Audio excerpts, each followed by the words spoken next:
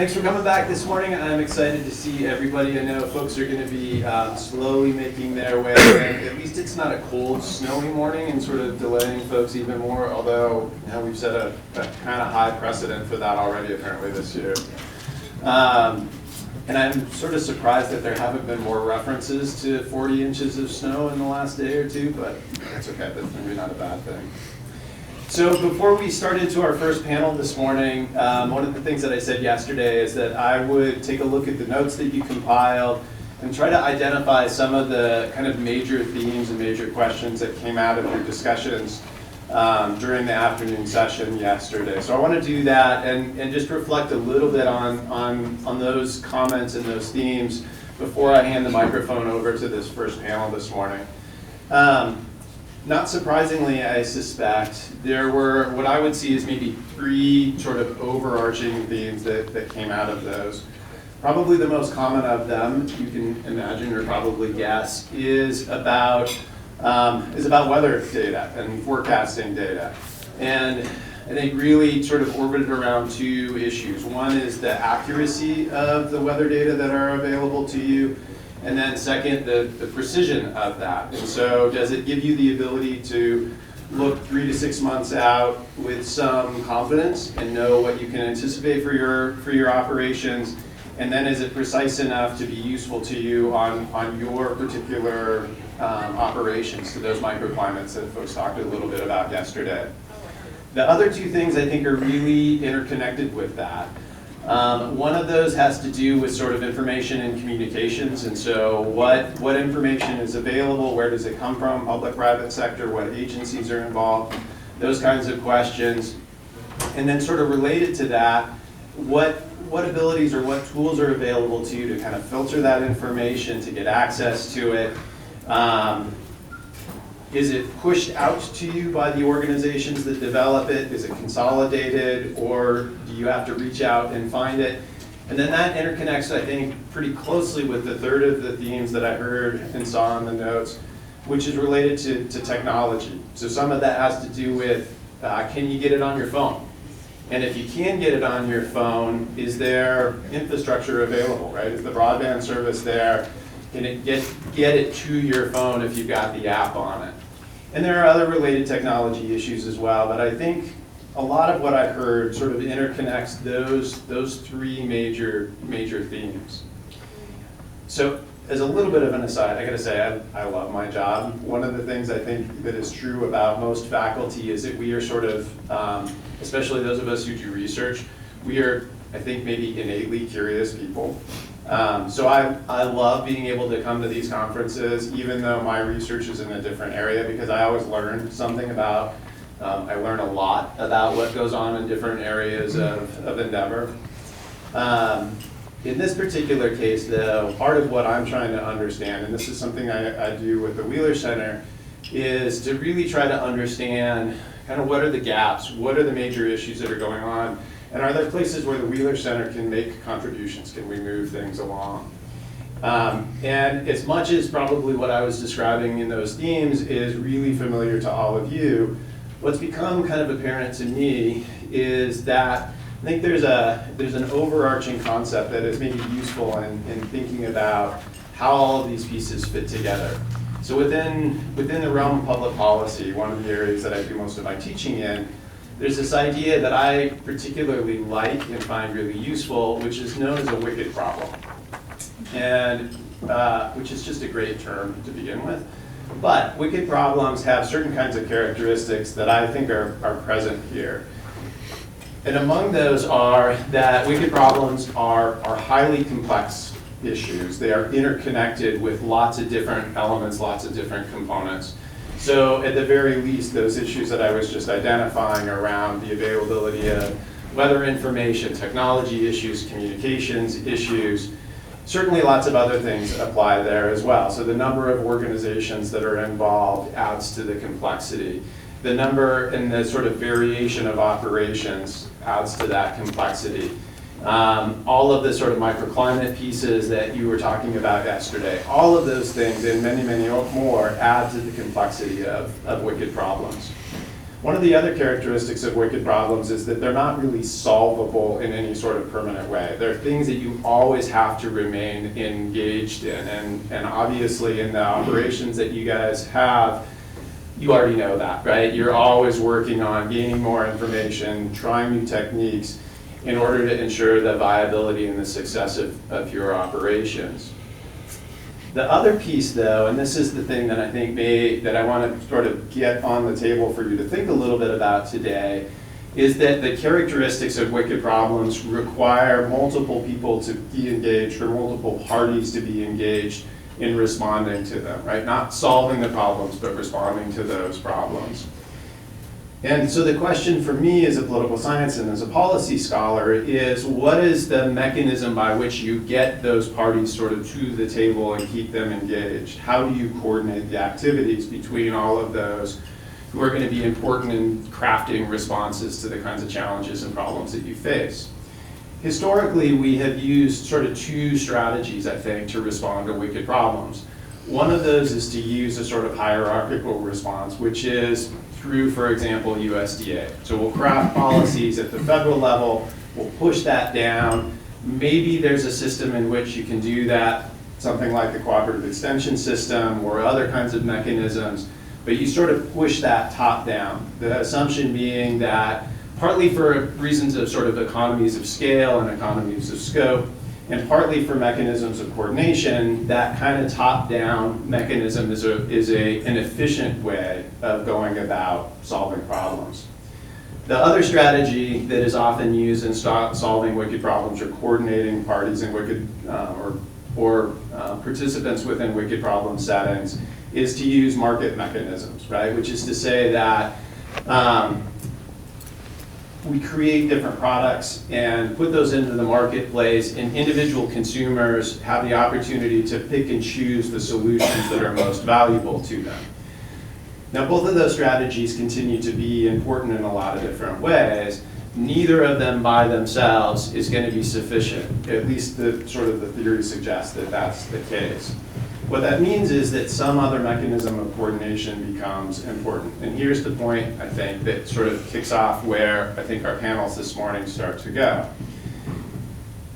I suspect what probably is effective in these kinds of solutions is exactly the thing that's going on here and many of the other kinds of interactions and networking strategies or networking processes that you utilize, is that the mechanism of coordination is really a collaborative process, right? It's really a matter of, on an ongoing basis, figuring out who's got the relevant information, how does that information get conveyed, and it's kind of an ongoing, collaborative, discursive, or conversational kind of process.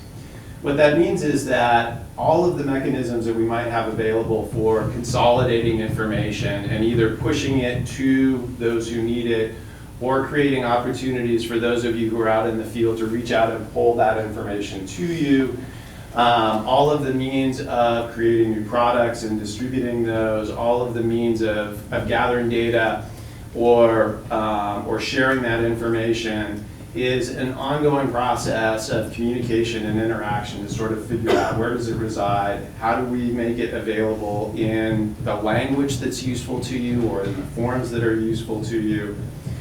And so I think what I would suggest, and this is part of the aim of bringing our first panel together this morning, is to think through where does the relevant information reside? How do we gather it? But it's never going to be one solution. One of the other ideas that I talk with my students about when I teach organization theory, for example, is this idea, it's called equifinality, which basically means there are lots of different ways to get to the same endpoint. Right? And in this case, what I think that means is that there are lots of different responses, maybe not solutions, but lots of different responses to all of the kinds of problems. Of course, I think the Wheeler Center and the Wheeler Center Board would love to find circumstances where we can find the one solution and we can reveal it, or we can figure out who has the solution and help reveal it on their behalf. That's, of course, not the reality of this topic or many of the other ones.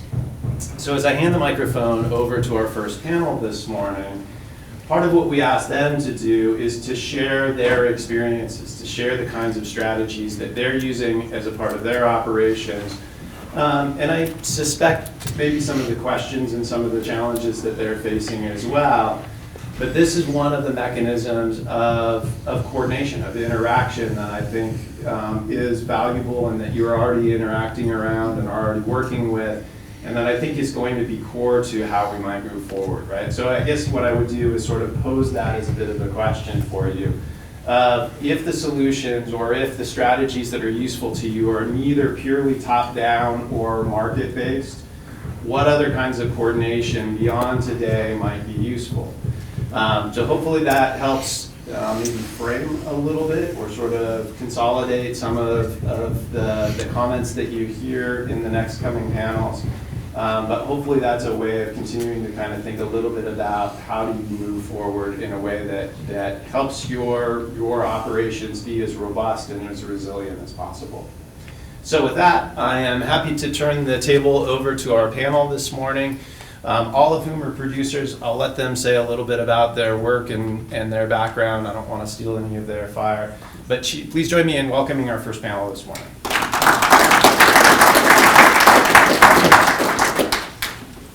Good morning.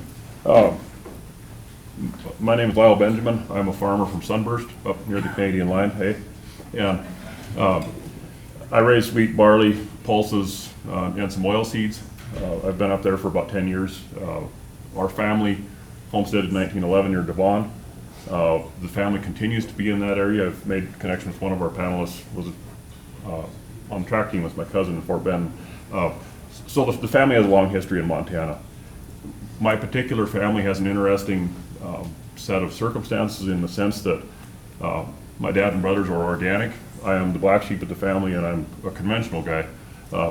So we have an interesting dynamic across the farm unit in that way. We look at different ways of approaching agronomic problems, crop problems, capital problems. Each of those systems is very complementary to each other, and they both have valid places. And I can take things from my dad and brother's operations that are useful to me as a conventional farmer. And it's been an interesting process seeing that organic piece fit into dryland Montana farming over the last, I would say 15 years. I was asked to, as has been mentioned, talk about how this fits into what we do on my farm. So I'll start a little bit with kind of a macro view of where we've come from and where we're at now. As we look at climate change, that's a constant. We homesteaded in 1911. The family came out in 1909 to look Montana over. The grass was waist high. It was an awesome year. They went back to Idaho, said, "Dad, we've got to move out there." By the time they came back in 1911, the grass was 6 inches high, and we've never seen that 1909 grass again. They left the Palouse country to come to Montana. My dad has always wondered what Pops was thinking. So climate change. In 2 years, it changed dramatically on the prairies. Maybe 1909 was a great year. I don't know what the circumstances were there, but so as we fast forward, in the 30s, we had the Dust Bowl, Colorado, Oklahoma, that part of the world. Kansas blew away. That dust ended up as far east as Washington, D.C. You're familiar with the story, maybe. That was a pivotal moment in agriculture. Was that climate change? Not really. That was as a result of a number of economic factors, as a result of some agronomic factors that were frankly appalling by today's standards, and it ushered in strip farming, which we've used successfully here for probably the next 50 or 60, 70 years. And it allowed us to farm these dry prairies and utilize moisture, store moisture, in effect, in the off year for the crop year. That was a response to some environmental things that were going on, and it allowed us to leverage the environment that we have in a way that was successful and responsible. Fast forward to the 80s. Everybody's figured out strip farming. It works well. Horsepower is the king. Big buds or the Cadillac tractor. Tractor's getting bigger and bigger. Tillage equipment's getting bigger and bigger and bigger.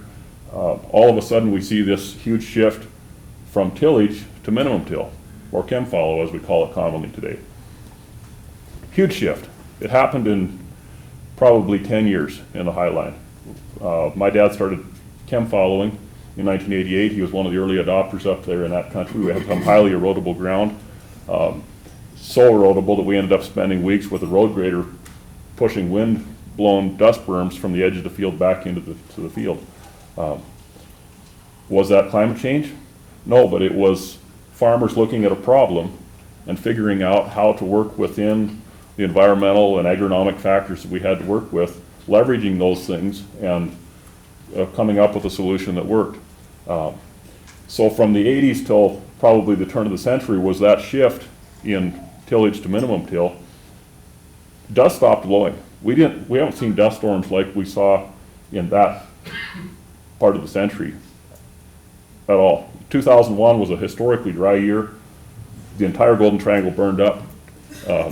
We saw dust move that year because there was no crop. That's the last time we've seen dust really move across the Highline. That is a testimony to minimum till and all of the benefits that we see from that cropping system. As we move forward then, I would say in the teens, so our decade right now, we've seen pulse crops come in. They've replaced that fallow acre to a large degree in the Golden Triangle. We've also seen cover crops start to come in as a sort of a piece of that pulse crop thing. The conversation has shifted to soil health. It's a good conversation. The 20th century was all about what happens from the surface up to the top of the plant. And now I think in this century, the conversation is what is happening from the soil surface down to the bottom of the roots. Very interesting conversation. Fascinating. There's a lot of things that we don't understand and are trying to understand either through commercial research or through MSU and public research. There's a lot of things going on underneath that plant that we're trying to figure out. Again, those are responses to market conditions. They're responses to agronomic problems that we have. They're not necessarily farmers making a conscious effort to say, you know what, the climate went up 1 degree this year, and so I'm going to do this, and it's going to make a difference to that. These are all trend line things that farmers are looking at a range of things that are affecting their farm and making decisions that will leverage their farm to be positioned to be sustainable and to be successful several generations from now. I've mentioned when we started homesteading, that was 5 generations ago. To me, sustainable looks like whatever family is going to be on this land in 2000 or 2111, 100 years from now. That's sustainable in my book. That means that we have done a good job with our agronomy. We haven't killed the land. We haven't killed the soil. We've made it better than it is. Sustainability has a capital function. If we're doing such a poor job farming that we can't make not only a break even but a profit, we won't be on this farm. So there has to be a profitability piece there. That is a piece of sustainability as it fits into this entire topic. As we look forward, the next challenge, so I've talked about the Dust Bowl, I've talked about minimum till and these pulse crop rotations. The next challenge that we have, and this, interestingly, this is probably the one that does tie into climate change because it's that man-made piece, is herbicide resistance. That is going to be the challenge of this next century, I think, because all of the tools that we have, or many of them, are based on this minimum till program where we use glyphosate to control weeds in our fallow ground or our pre-plant operations or our post-harvest operations. It's a very safe chemistry. It works really well. But the plants have adapted. Darwin's rules in effect, they have adapted to our techniques, and they are becoming tolerant to some of the herbicides that we use. That forces us to, again, look at this range of agronomic and capital things and figure out how to deal with this problem. Can we do this? We've figured out these things over the last few centuries and even millennia, I think that we can solve this. There will be another problem that will come up after that one that we'll have to face. What does that solution look like? I don't know. Maybe it's tillage. Maybe we come up with that next 100 years chemistry solution, a better living through chemistry. I don't know what that looks like, but I know that that is going to be the challenge that I face, and that as my sons come back into this operation, that they're going to be dealing with over the next several decades.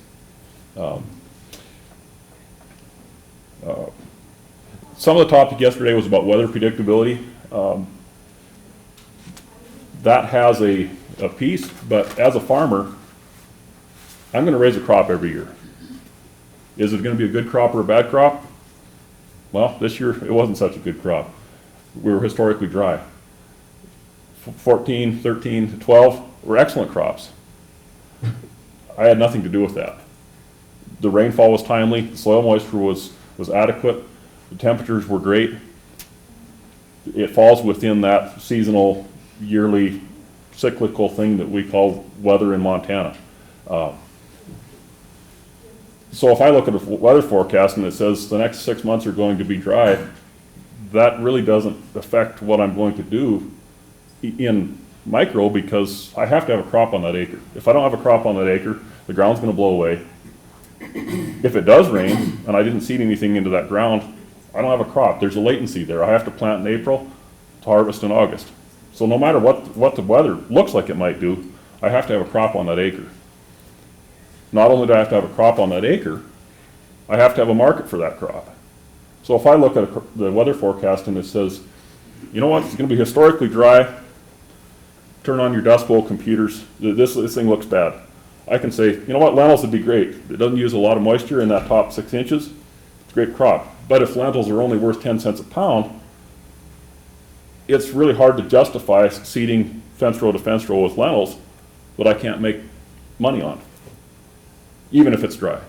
So that drives what I'm going to plant. If the wheat market is at $10, which is pretty good, and it's historically dry, I can still probably make that wheat crop work, even if my yields are a little bit lower. So this thing drives what we're going to do. The market drives that more than whatever the weather is going to be. If it predicted a really heavy wet spring, that might drive what I'm going to do this fall for winter wheat seeding, but that would be the only, from my perspective, that would be the only real thing that would drive that. Again, this market has a market component.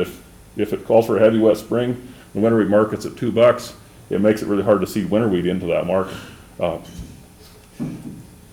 Yesterday there was also some comments about information accessibility or integration.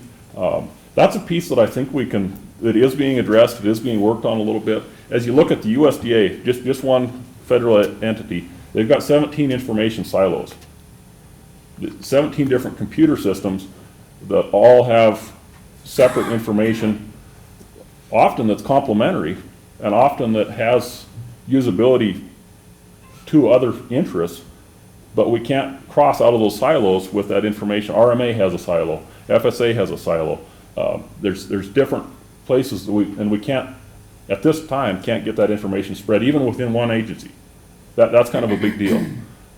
As we see the Climate Corporation, as we see John Deere come on with their Green Star information aggregation systems and some others, there's a lot of different efforts that are all working together and separately to create data that we can use. But how we fit those together, that's an important piece. I was struck here, I'm going to say a word, in some circles this is a bad word, but I'm going to say Monsanto out loud. I was at Monsanto here a few years ago, and we were sitting down with their wheat breeding team, and we were looking at profitability for the 6 different classes of wheat: white wheat, soft red, hard red, and so on. And it struck me how accurate their numbers were in St. Louis. They knew what my farm needed to do to be profitable in St. Louis. They had exceptional numbers. Their numbers were the best I'd ever seen for fuel costs, fertilizer costs, chemistry costs, land rent costs. They were very accurate. Those numbers compared quite closely to what I'd seen from MSU. MSU has good numbers on what it costs to be a dryland farmer in this state. What was missing, and I thought this was interesting, in the MSU numbers compared to the Monsanto numbers was a profit margin. The MSU figures out what it costs to farm at a break-even level. Maybe a cost of living is included in there. Monsanto numbers included that, plus they wanted their farmer customers to make 8%. They realize that their customers are not successful unless they're making some money on it. So that was an interesting piece that the public sector keeps in mind, that their customer has to be successful in order for them to be successful. Where am I going with that? Solutions that we develop as an industry, whether they're public, whether they're private, have to keep in mind that piece of it. These things have to be market relevant. A producer has to be successful with whatever solution we have to whatever problem it is. Where that profit comes from, maybe it's from the market, maybe we follow the European model and it's heavily government subsidized. That money has to come from somewhere, but it has to work. As we look at this pulse crop rotation, some of those pulse crops do not make money.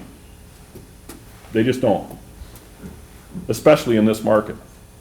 But that's this year. Those pulse crops will also return some nitrogen to the soil, and next year I might have a better crop because I had a pulse crop in that soil. So there's a synergy in these rotations that drives profitability over a span of time outside of a year. And so in that way, we can say this pulse crop may only break even this year, but if I raise 3 more bushels of wheat next year and I didn't have to pay for that nitrogen source or apply it, that's a net benefit to me. So it takes a broad picture look at what profitability is and how these tools can fit into our farming operations across the state. I've probably used up my time. I'll yield to JM. Thank you. Well, thank you, Lyle. My name is J.M. Peck. I'm from Melrose, Montana, southwest Montana. Grew up there, born and raised on my family's ranch. As a youth, I participated in 4-H, FFA, loved the ranch lifestyle, loved riding horses, chasing cattle, driving tractors. It was really a passion for me.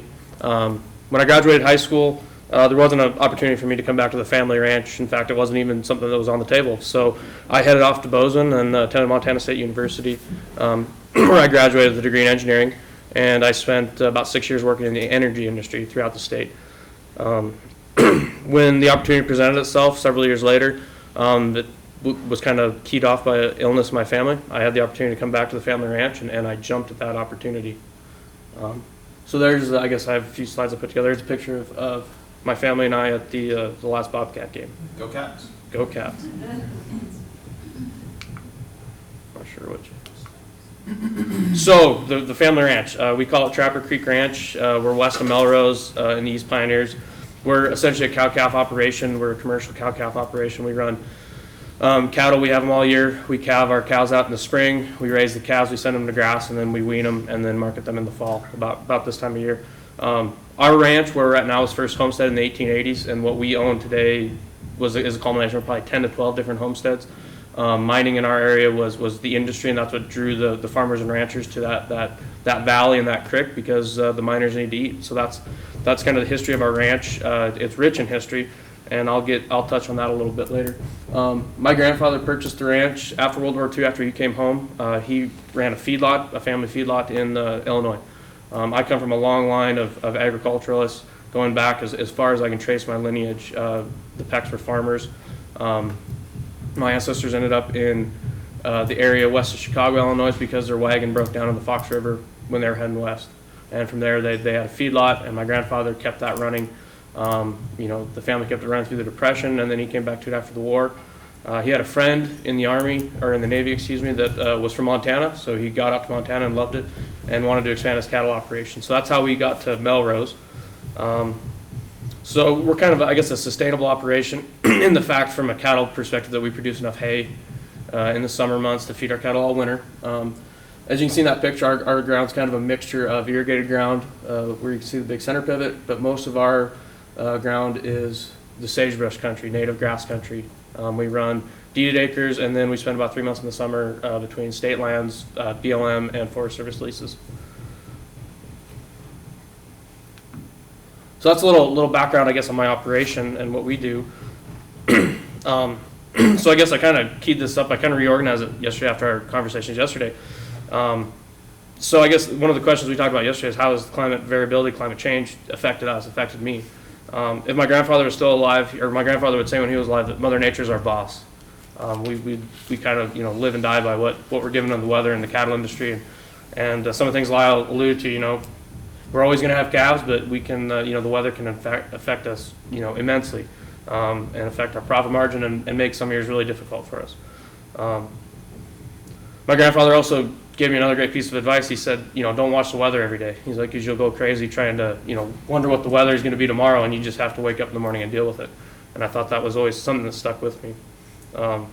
Another piece of information my grandfather would always say is, the climate's affected my family throughout their entire journey through agriculture. It affected where they moved, when they moved, why they wanted to come west, affected what kind of cattle they wanted to raise, and that's been, an evolution that's happened over, hundreds of years. Even in my lifetime, our management paradigms have changed several times.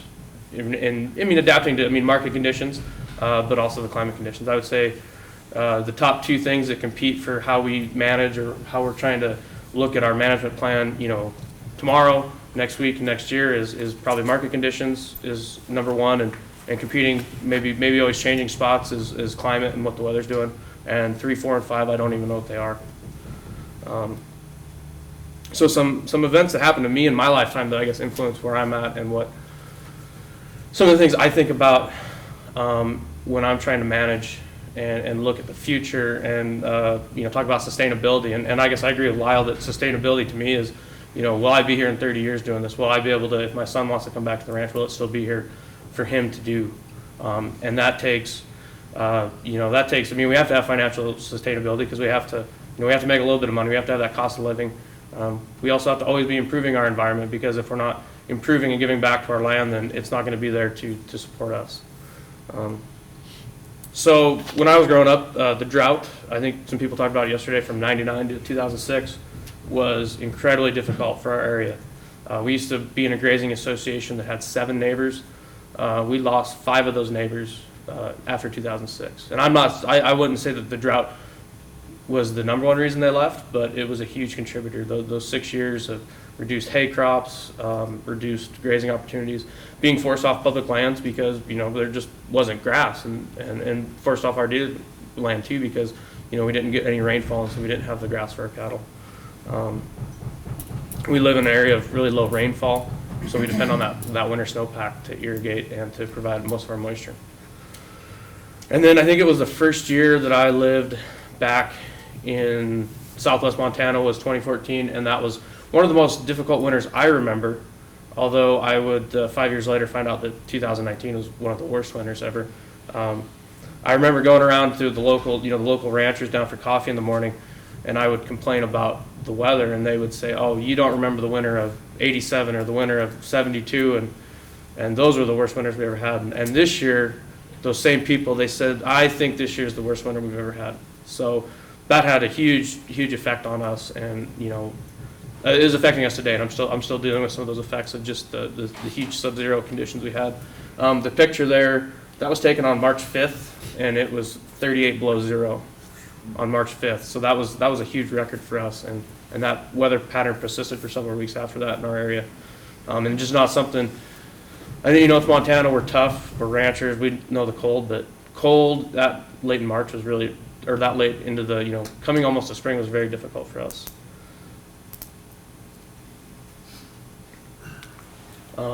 So what am I doing? What am I working on? What do I think about when I see these problems? Someone said yesterday, I didn't write down, I forget if you said it at the panel yesterday, but ranchers, farmers are often working in the moment instead of forming long-range plans. And I think that's true. I think we often get stuck in thinking about tomorrow and what our chores are.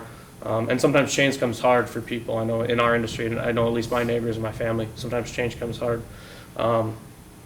So after that winter in 2014, I said, well, we need to do something different.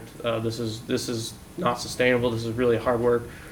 we can't be doing what we're doing. So, we started looking at calving season changes, and I had a couple discussions over calving season changes, and it always interests me. I mean, that's the core of our operation is raising the young calves. And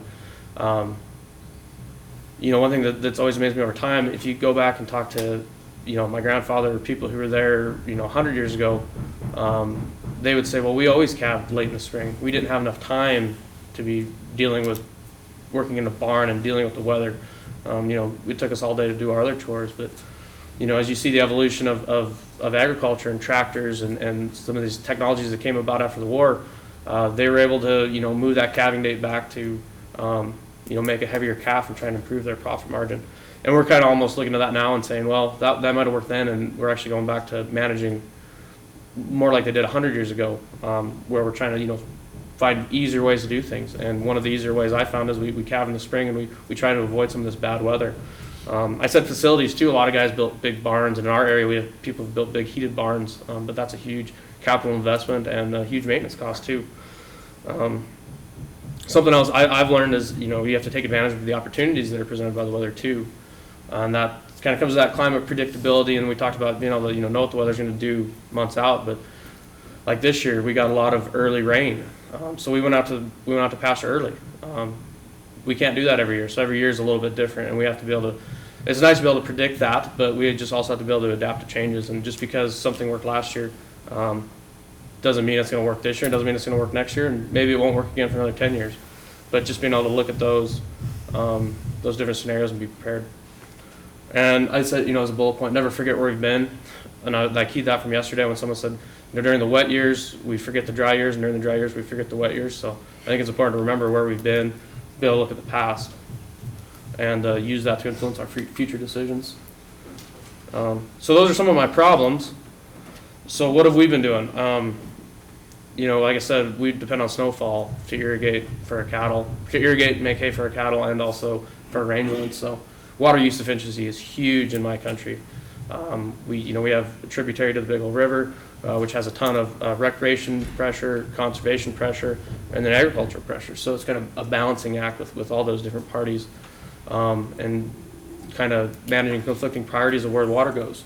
So some of the stuff we've done is, we irrigate earlier when the opportunity presents itself. When the ground thaws, if we can irrigate earlier, that tends to pay us huge dividends later in the season, which is something that hasn't historically been done in our country. And I know, there's a lot of research that actually I know NCAT did into that, and trying to convince some of us ranchers that you should turn your stuff on earlier, and a lot of people were reluctant at first. We talked yesterday about USDA, NRCS. Those are huge resources for me, and I actually was a recipient after the 2006 drought, so we started this process in 2007. And I was helping my dad while working out of, working in a different industry, different job out of town. We started an EQIP, which is Environmental Quality Improvement Projects, and we got a huge grant to convert, about 500 acres of flood irrigation to pivot irrigation, to increase our efficiency, be able to water earlier, use less water. And that was something we started that was prompted by that drought, and something that's been incredibly successful for us, and we were able to get some loans that we probably couldn't have gotten otherwise to be able to fund that project. A buzzword we hear today in our industry or in our area is shallow water aquifers.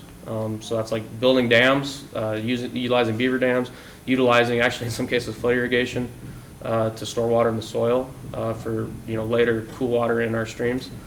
And those are projects we work on with a multitude of organizations that, we're the agriculture side, but there's a conservation side and a recreation side that are all competing for where that water is and the health of our streams that we depend on for our operation. The other thing that's big for me is technology. I see a huge potential in it. We need broadband access in rural America, because I know in our area it's really tough.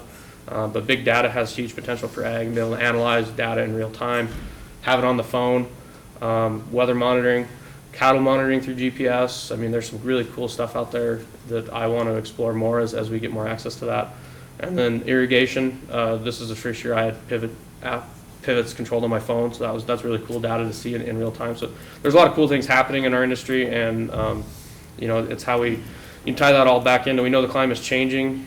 We know there's variability, and how can we capitalize on technology and the things that are changing all around us every day to be able to better our operations and keep them sustainable for that next generation. and continue feeding, fueling, and clothing and providing shelter for all the people in our world. As we move forward into the next decade, and throughout our lifetime, we're going to live in a world with 9 to 10 billion people, and we'll have to provide food and clothing and shelter and fuel and food and all that stuff for those people. So there's a lot of challenges, but there's also a lot of opportunities too.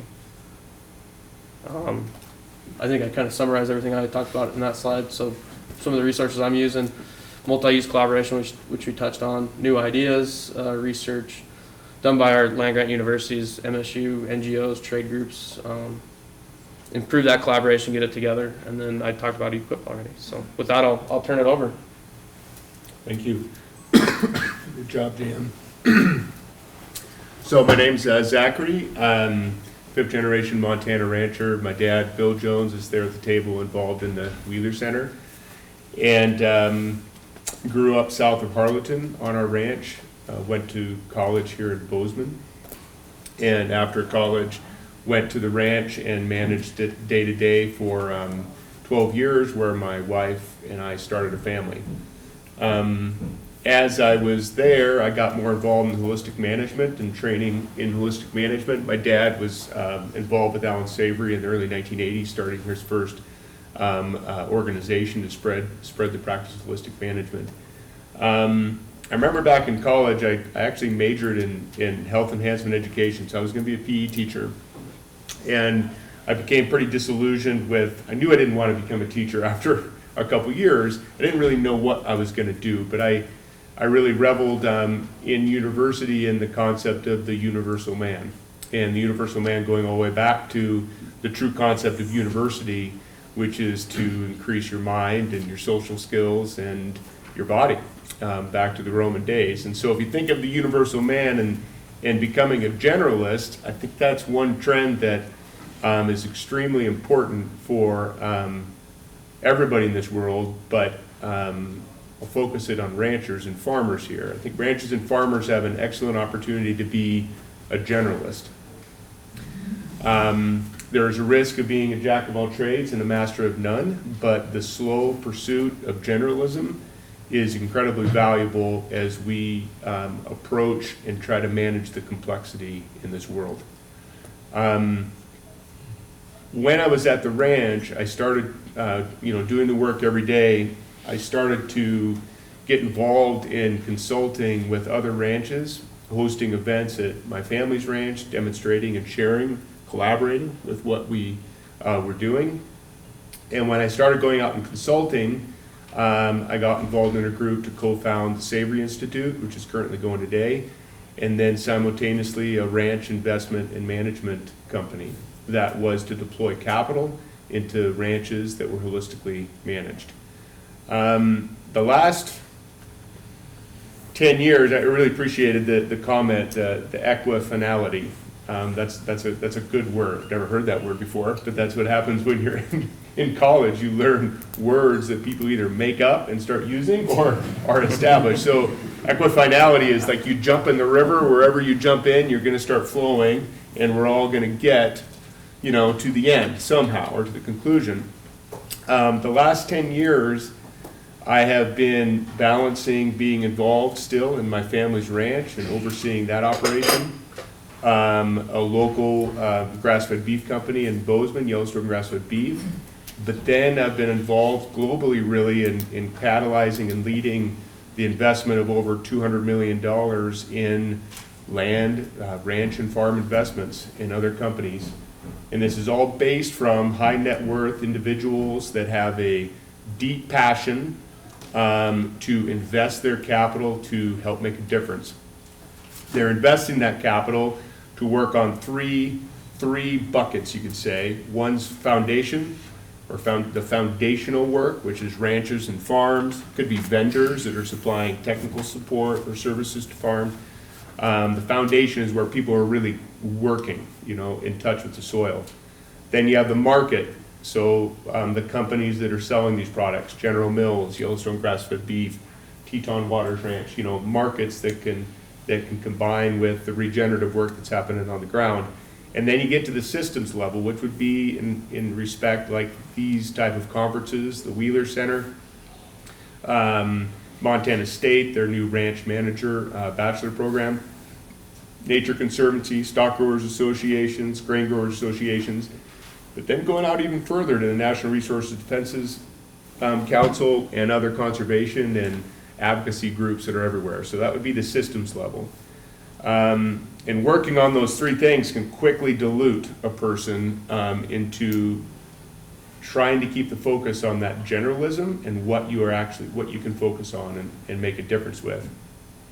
So I'm going to approach this a little differently. I mean, I am and have worked with a lot of ranches, and with empathy can identify with the producers that are working on the ground every day, get their hands dirty. There's not a lot of people really in the world anymore that get their hands dirty every day.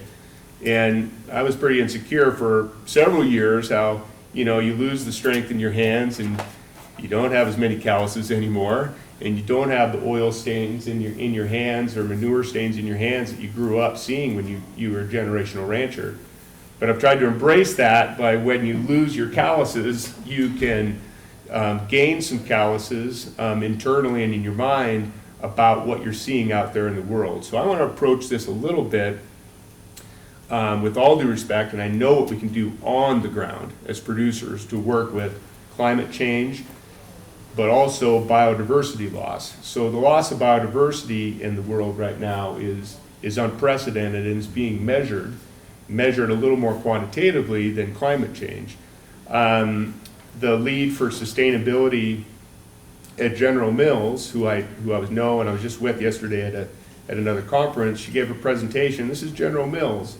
General Mills is not an advocacy group that's trying to dispel myths or put forth myths. General Mills fully has embraced internally that over 50% of the biomass or population of wildlife in the world has disappeared in the past 50 years. 50% of topsoil in many places in the world have been lost over the last 150 years. We waste, in the developed world, a third of our food, primarily after it gets to people's homes. We just don't eat it, we throw it away. In undeveloped worlds, a third of food is lost, but that's in spoilage from when it's harvested until it gets to market. But across all economies, we're wasting a third of our food, plus 800 million people in the world are still going hungry, or more. And so General Mills is embracing this, Cargill is embracing this, McDonald's is embracing this. These large companies, even though they're not talking about it every day, are focusing their energies within their companies to deal with this. And what they need and what they're trying to do is to find ways to then go to their producers and their suppliers, like you're at this table, to help give them more tools to address climate change, soil, the loss of soil organic matter in our soil, increasing soil health in our soil, and dealing with biodiversity. Some of it is because they truly believe that that's the science of what we need to do for the better of the world, but it's also responding to their market. So right now, millennials are the most environmentally conscious and concerned generation, I think, that we've measured maybe demographically in our culture, and they vote with their dollars out in the market. They have more confidence that their dollar in the market is going to matter more than their vote at the ballot box. You go to Generation X, their focus is on recycling and organic and sustainable are like their main drivers. So when you take millennials and Gen X, if they are focused on the ethics, biodiversity loss, voting with their dollars, recycling, organic, and sustainable, that is a force that's coming to producers that we need to be able to respond to and work with. It's really incredible sitting in large companies. I was on an advisory group for General Mills' organic and sustainable sourcing committee, and these large food companies, including McDonald's, their focus is looking at their organic and natural programs because that is where the market demand is, that's where innovation is happening, and that's the only place in these companies that growth, not in all companies, but the only place that growth in markets is occurring, whereas their other, even Cheerios is just totally constant. So they're trying to stimulate their businesses and stimulate their visions from the innovation that's happening there. that's a lot to digest there. So hopefully we can, as we ask questions and we have a conversation today, we can get into the diversity we're focusing on. But I will go back just to the ranch level and to the producer level. I think we have a sphere of concern, and then we have a sphere of influence. And the sphere of influence is what producers and ranchers and farmers deal with every day. You wake up, you can do something about what is outside, whether it's a blizzard, whether it's hot and windy, whether you're making decisions to plant or till or spray. That is your sphere of influence that you can work with your neighbors and your crew and your families. Then there's the sphere of concern, which would be these massive trends that are changing and moving that we really don't have influence on, but we need to be aware of them. I'm not going to get into all the some of the tools within holistic management that can be used to work with volatility. I don't even really think of volatility though anymore. It's just what it is. And so if you manage to increase and aim to increase biodiversity, increase and try to mimic nature, accept that we are humble beings that know very little, but we are learning, and to collaborate with your neighbors is incredibly important. Working with high net worth individuals, a new aspect I'm really trying to focus on right now as well. Sometimes high net worth individuals, if they have a bad day, they can make decisions that can really affect the people that are on the ground, especially if they have a ranch for 5 years or 10 years, 20 years, and then one day they decide they want to sell it. Or if patriarch or the family dies, and then the children are like, that's not my passion, I think we should sell that ranch. That's a break in succession, because when that ranch gets sold or goes for sale, the people that were on the land now are facing having to leave or move. So I really appreciate what Lyle says, and also you with your generational roots, myself as well. It doesn't always have to be the same people that are on the land all the time, but to have generational succession of people that have been involved with and care for those properties is one of the core principles that we need to find a way to maintain. So when we do come into face of a massive tragedy, weather event or climate or massive impact from societal pressures, having people that have continuity of management on those places in those communities is an incredibly important root. Regardless if we're conventional, organic, horrendous stockmanship skills, or excellent stockmanship skills, we need to take people that have a link to the land and find a way to have succession there. So that's a big challenge, and I think I have a unique position right now with several wealthy landowners to perhaps work on that with them and to pass on the importance of that so we can find a way to use their capital to create succession out on the ranches. That wraps up my summary of where I'm at. Thank you. Thanks, everybody. Thanks for inviting me. My name is Vince Matson. I'm from Chester, Montana, up north, not that far from really where Lyle is. And I'm a fourth-generation farmer, and my grandfather actually great-grandfather homesteaded just a few miles north, and similar to what JM said, our neighbor farms made my grandfather a deal that when he went to the war, if he made it back alive, we'd figure out a way for him to buy the farm, and lo and behold, he walked into the door still alive, and they made a deal, and that's where we're farming today for our family. And our cousins actually farmed the original homestead place. As I said, we're a family farm. We've also just celebrated our 100th year here just a few years ago. And for the most part, I'll go through kind of what we've been doing and the changes and adaptations we've seen in farming practices. I'd say mostly the changes in the last 25 years. Since we've been farming for 100 years, I would say the first 70 of them were pretty consistent as far as I know. Not a whole lot changed. and it was mostly spring wheat. And with the adaptation of, like Lyle said, strip farming, it was half summer fallow and half spring wheat for the better part of my early life and as far back as I could ever remember. And with the changes in technology, changes in farming practices, the development of better varieties from MSU mostly, we started integrating winter wheat into our rotation and practices, and that was just a new concept for us. In many years, anything below Highway 2 was winter wheat, anything north was spring wheat, and that's just kind of what you did.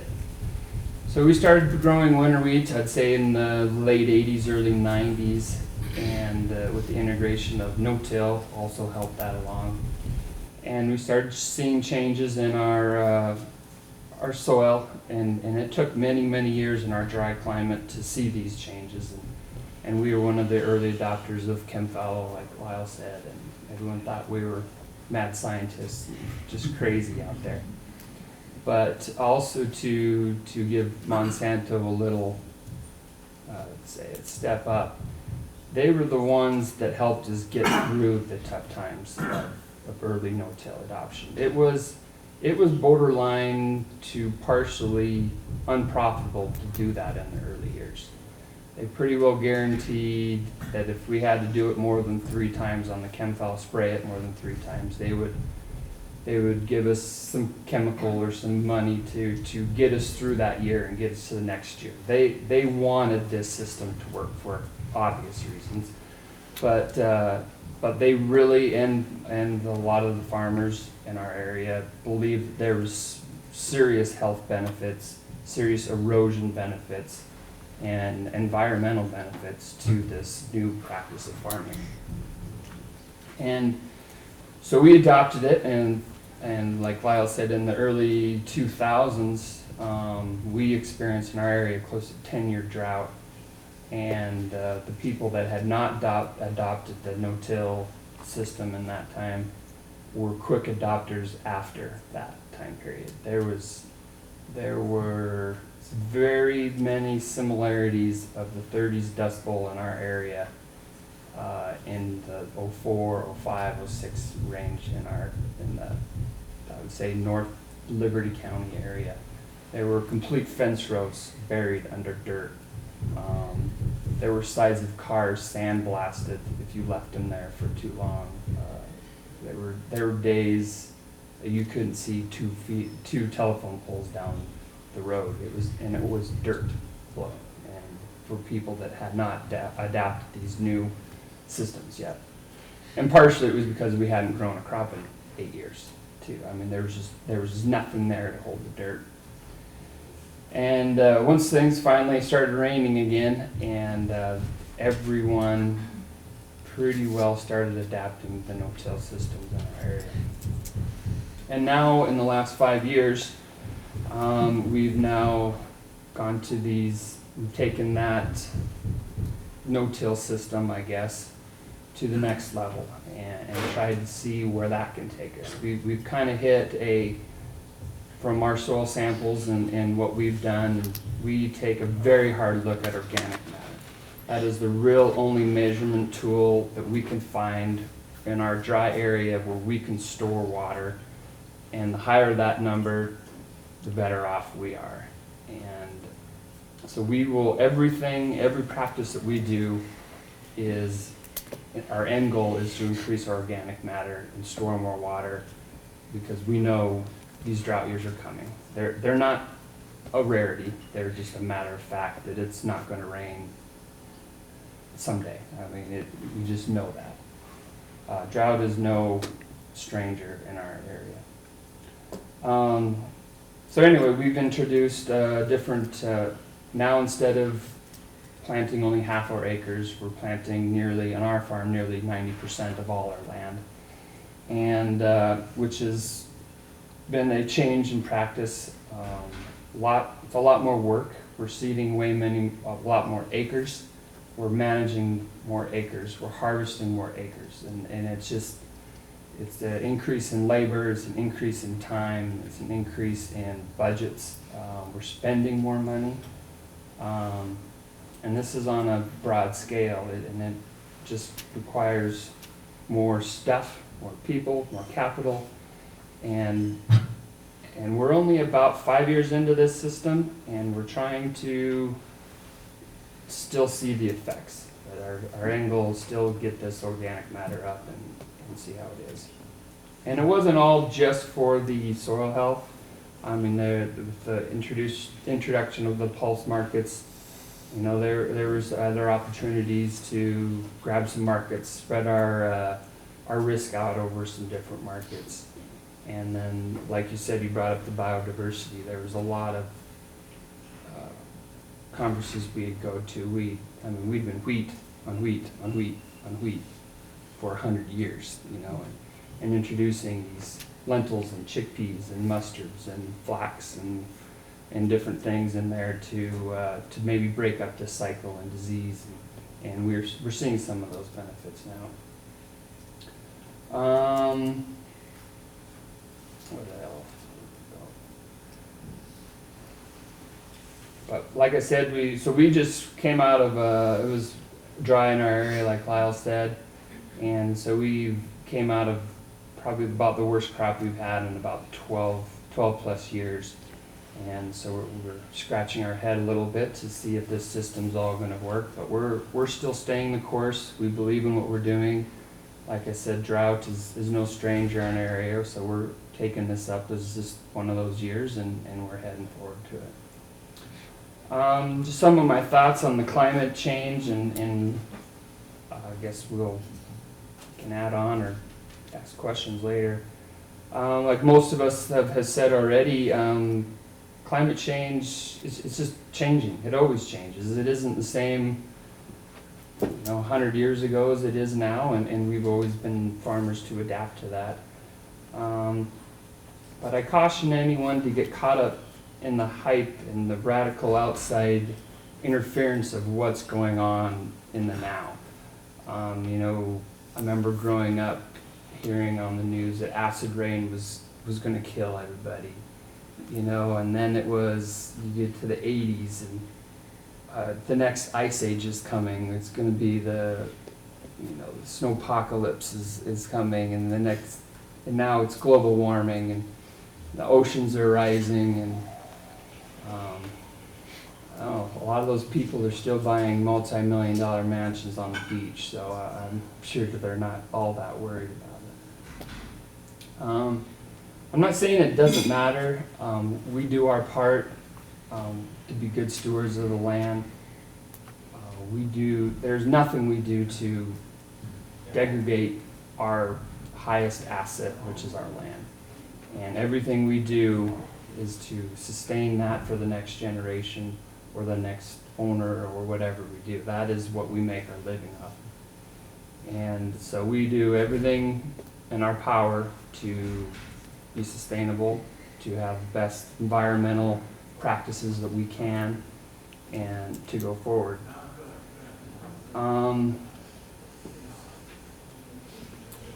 But I cautious, so I'm involved with Montana grain growers a lot, so we deal with a lot of policy work, and conservation is a huge part of that. And so we're always listening to what legislators are trying to do to introduce new bills or new laws into the conservation arena.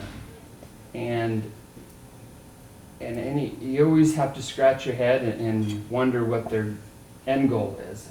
And it has to and if they're really truly passionate about it, they need to realize that in the end of whatever their goal is, it has to be profitable for the farmer on the ground. If they truly want this system, whatever they're pushing, to be adapted. Right now, the hot button item is these cover crops. I know it has worked well in some areas in the United States. It's questionable how well that system is going to work in a very arid, dry land area such as mine. But yet they're still pushing that agenda, and questionable whether that's really profitable for us. And while they're doing this, what are your real long-term effects of this? I mean, is it to affect the markets in some way by not planting crops, or is it truly for soil health, or is it to change biodiversity, or is it to, what are your true effects in these bills or legislation that you're trying to look forward to?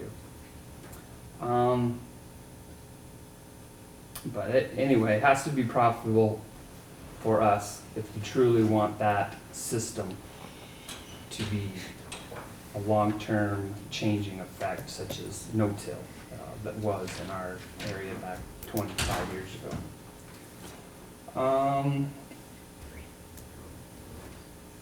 I'll kind of keep it short here, but I wanted to also mention that just with the changing in climate, and we're able to monitor things better. A lot of it gets hyped up, in social media and everything else, and the technology just keeps increasing and getting better and better and better. And I caution that just because we can change things doesn't mean we should. I'm pretty well convinced someday we're going to be able to make it rain. As much as I want that, I'm not sure that's right. Heretic. Huh? Heretic. Yeah. Maybe if it was just on my place. That would be all right. But I mean, the technology is, who would have thought 100 years, and my great-grandfather would have never thought I'd be able to watch TV, sit back, put my feet up, and seed 10,000 acres in a week. It would have blown his mind. But we're doing it. And it's just, we're doing it. And, 100 years from now, could we change the weather? Maybe. I don't know. Doesn't mean we should. So I caution the use of this technology with many other things that we're experiencing right now. That's ongoing debate in the health field right now too. So with that, I'll kind of keep mine short and be happy to answer any questions you guys have.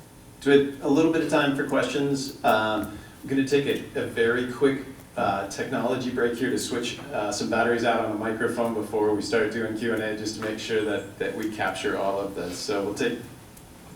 What about biotechnology, and what do you see the evils and strengths of that in your operations and your world views?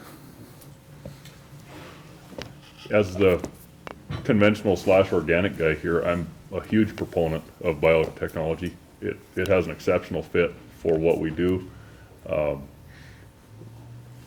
In my farm area, we raise a lot of canola.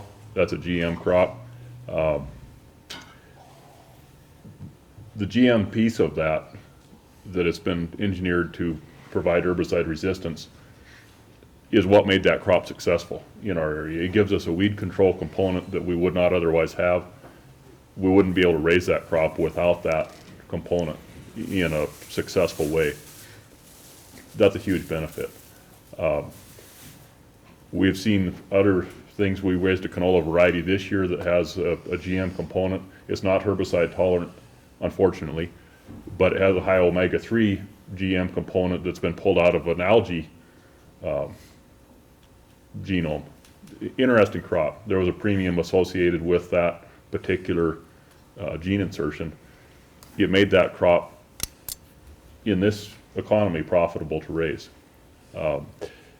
There's a lot of things when we talk biotech that we aren't even utilizing yet that are the next step forward technology. We talk about nanofertilizers and some different things that aren't even on the radar yet.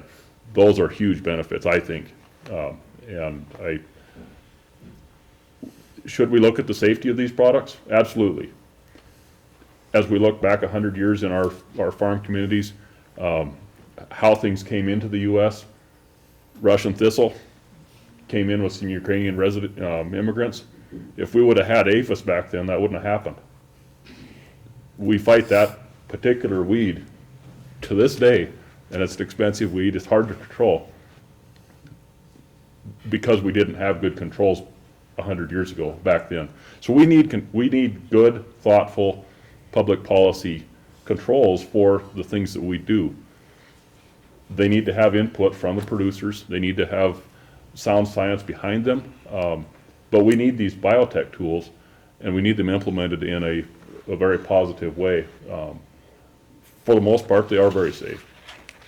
They have long-term benefits. They have a good fit. They have a synergy with other systems that we use. I'm a huge proponent of it. I'll jump on.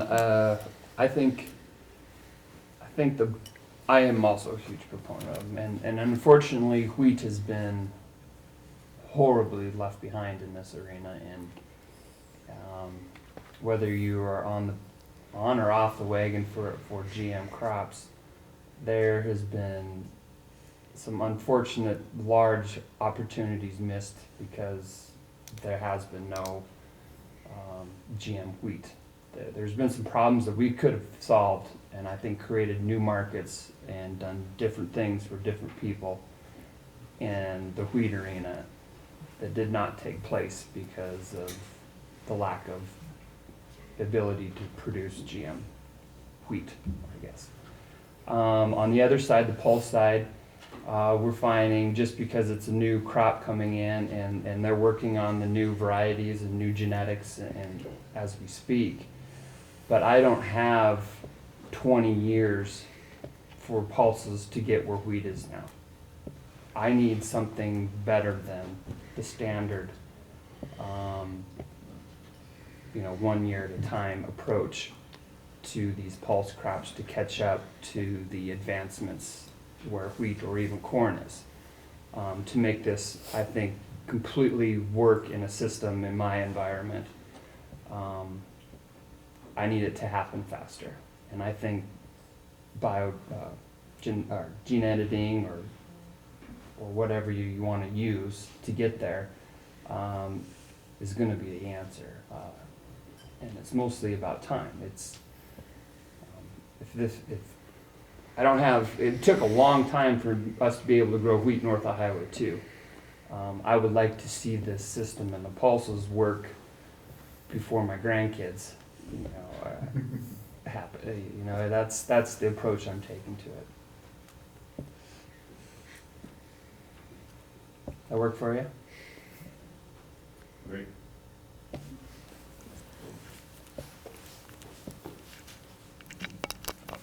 This question's for JM.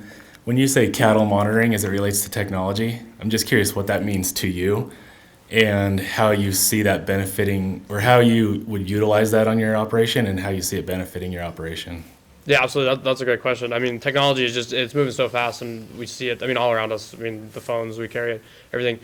So I guess where I've seen it already applied is in the feedlot environment, where they're actually, it's not GPS technology yet, but they're actually tracking cattle in the feedlot. And one of the amazing things that we see by doing that is, of course, efficiency and profitability. We're always thinking about those things. How can we, reduce waste and be more efficient? But just monitoring these cattle and finding these patterns that we can't see by, the traditional method would be we'd go ride, horseback ride through the pen and look for sick calves or look for problems in the feedlot. And they're seeing it where a computer, an AI program can pick up that sick calf 2 to 3 days before the best experienced rider would say, hey, we need to sort him out and go address an issue, whether it's a health issue or a feed issue or something like that. And we're seeing that applied on the small scale in some pilot projects in feedlots, and that's growing. And I see that being applied on a larger scale on the open range, where we could identify a problem sooner and be able to respond to that problem in real time instead of finding out about it several days later. And as labor is always an issue for us. So if you can find a way, like, you can't ride the whole ranch in one day. You can't ride the whole ranch in a week. So if you could have technology that's letting us find those problems that we don't know about and go and addressing them, instead of a lot of times it just becomes a cow or a calf that perishes because we didn't happen to ride over into that draw that day. And that's kind of where I see it. And I think too, the big data potential is huge. because we don't know what we don't know, and I think we'd learn a lot. I think we will learn a lot as these technologies get rolled out, and we'll learn things that we didn't know and be able to explain things that are going on the rangeland and with the livestock that we're gonna find problems to solve that we didn't even know we had, and I think over time that will improve our business, improve and it just allows us to improve overall. Kind of a follow-up. I'll just speak loudly. I haven't researched this, but do you know of like any kind of funding or anything like that would help increase your broadband access? I know it's something that's talked about at many levels by many of these, the trade orgs. I'm sure the wheat growers talk about it. I know Farm Bureau talks about it. I know every time I've seen someone interact with someone, whether it's at the state level or at the federal level with the government, that's something I always hammer on and say it's really important to us. And I know it's an issue that's being worked. I think even Representative that spoke last night made some comments that it's in the works. But yeah, it's a huge issue for us because we just don't have access to the Internet of Things yet, because we lack the internet access. Thank you.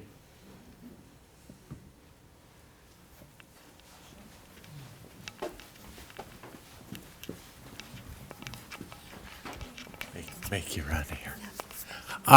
Yeah, I'm just curious if any would want to comment on, I guess, how worrisome it is. We see the lawsuits and environmental issues. The Monsanto thing, for one.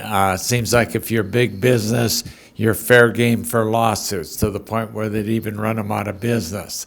A judge keeping us on the endangered species list for grizzly bears on the mountain front.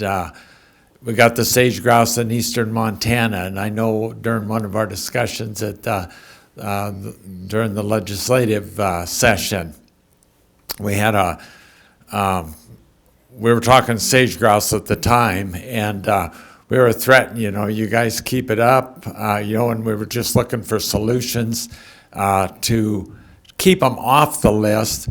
But they say, you guys push very hard, we'll shut eastern Montana down. We have the power to do that with lawsuits. Some comments on that as it affects the entire array of agriculture, from farming to ranching to whatever.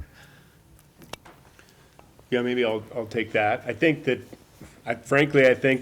right now lawsuits and big companies being under assault is a really good thing. It's good to see into the boardroom and see into the documents and see into some of the secret behaviors that have been happening that haven't been good. I'm not saying that big businesses means bad business, but been some excellent journalism, and some advocacy groups have brought out some really good problems that we need to address. However, I know you can also get really bogged down in some lawsuits or challenges that are irrational, and those are real burdens to producers. I would say if we need to promote more generalists, we need to promote more collaboration and more sharing of resources on our ranches, and big business, policymakers, and trade organizations, all the way to ranchers and producers, need to be involving each and every one of us to have that diverse conversation at the table. I think the volatility is going to increase in lawsuits and litigation. Social media pressure is going to increase. Perception is going to be harder and harder to overcome with facts. I think it's a great opportunity for people to work into that space and create solutions. Yeah, I'll kind of take a different, angle at that. Being a public lands rancher and leasing ground, from the BLM, the state, and the Forest Service, we see that on a regular basis. There's groups out there, there's NGOs out there that, go around and pick lawsuits, and sometimes it seems like they're trying to pick out the weakest ones to attack in court. And we've seen it happen to neighbors. We've seen it happen. I know, down in Nevada and Idaho, there's been some, big decisions made about, endangered species that's had huge detrimental impacts to local economies and local ranchers. And it's something, I think about it. It's always in the back of my head. I think one thing I would say, or my dad would say, is, we've proven in our area that management through litigation doesn't work, and it takes collaboration and it takes those grassroots solutions. You know, we all face these problems every day, and we face them with our neighbors, whether those neighbors are fishermen, conservationists, and I see a lot of growth, a lot of those groups. I know in our area we have a watershed committee that every month brings together the ranchers, the fishermen, the conservationists to solve these problems. And like for us on the Big Hole River, one of the species is the Arctic grayling, and I think everyone shares in the concern and works really hard for that.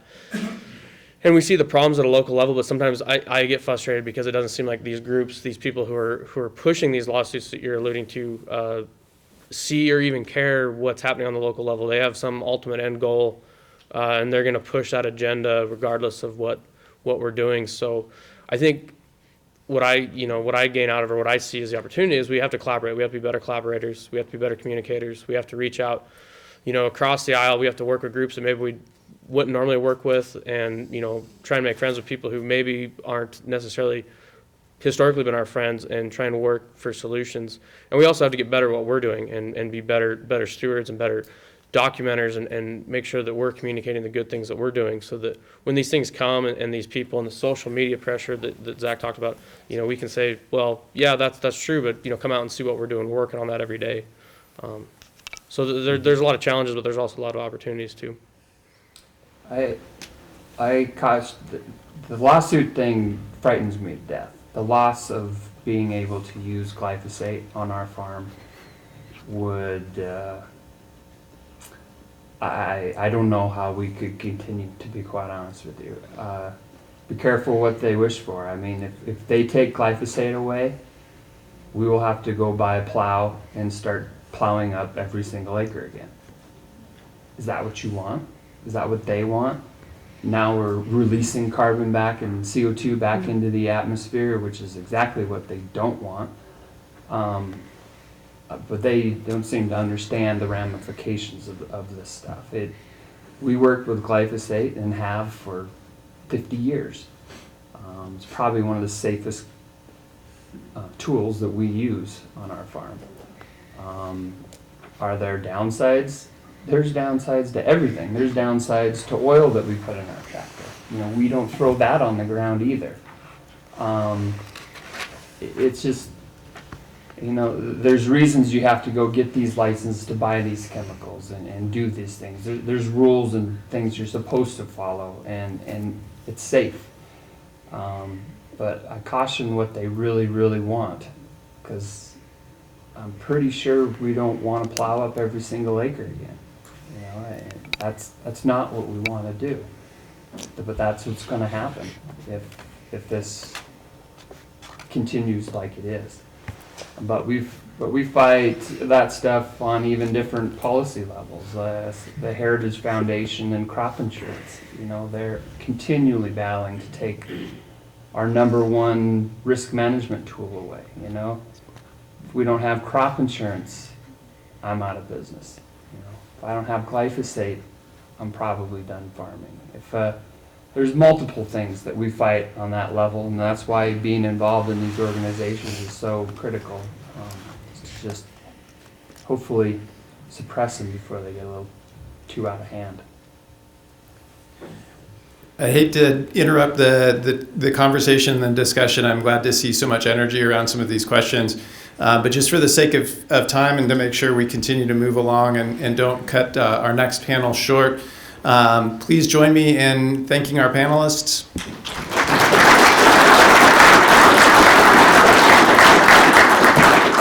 We'll take about a 10-minute break. It is my pleasure at this time to introduce our last panel of the morning. The charge that I kind of gave to this group was to begin to look a little bit out into the future, to think about the perspectives and the research and the work that they do as folks that are largely applied researchers and are working at the intersection between the kind of traditional forms of research that the university does and working in extension and having a pretty significant sort of outreach and service component to the research that they do. And again, to look out and to think a little bit about what the implications of many of the conversations and discussions that we've been having so far are going to be for agriculture and for producers moving out again into the future. So without further ado, I'm going to turn the panel over, or I'm going to turn the microphone over to the panel. And I think Dr. Beckerman is going to go first. Yeah. Okay. I'm Anton Beckerman. I have two hats at MSU. One is I'm an associate director of the Montana Ag Experiment Station, and the other is I'm an ag economist. So what I want to do is just provide a few minutes of the economics perspective and maybe more broadly a social science perspective on kind of what I think about as sort of moving forward. I think as everyone else has noted, that one of the biggest challenges with climate change is that increase in uncertainty. And the questions that come up are things like, how will the food system, so everything from production to processing to sort of indirect impacts on rural communities and urban communities, consumption, how does that food system, how is it affected by climate change and that higher uncertainty? How quickly will these effects occur? And what's the scale of those effects, right? We really don't know to what extent those effects are going to be impactful. I think we have a pretty good guess, and we see the trends, but how are they going to realize themselves? How can science and science-based knowledge help attenuate these effects, or turn some of these effects around if possible? And then, one of the things that I've been thinking a lot about lately is, how can researchers do a better job of communicating that science-based knowledge that can help attenuate those effects in the most effective manner? So, are we doing enough to communicate that science?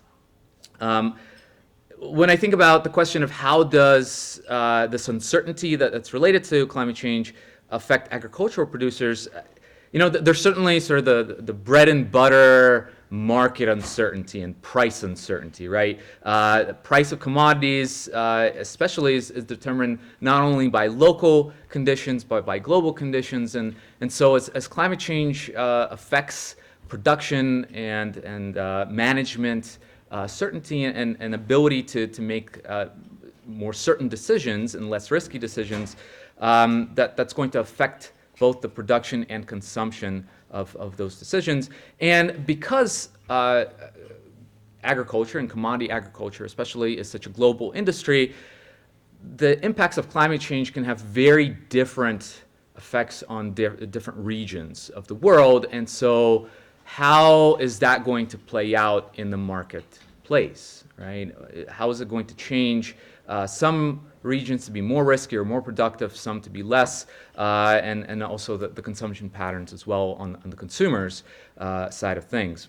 But there are also, I think, more indirect economic impacts from these changes, right? So if you think about sort of higher uncertainty in production and marketing, is likely going to make it more difficult to take out loans, right? What banks don't like is uncertainty, and the way that they manage that is to increase interest rates, or to even say you can't take out these loans, or maybe you can't take out a loan that's as large as you need.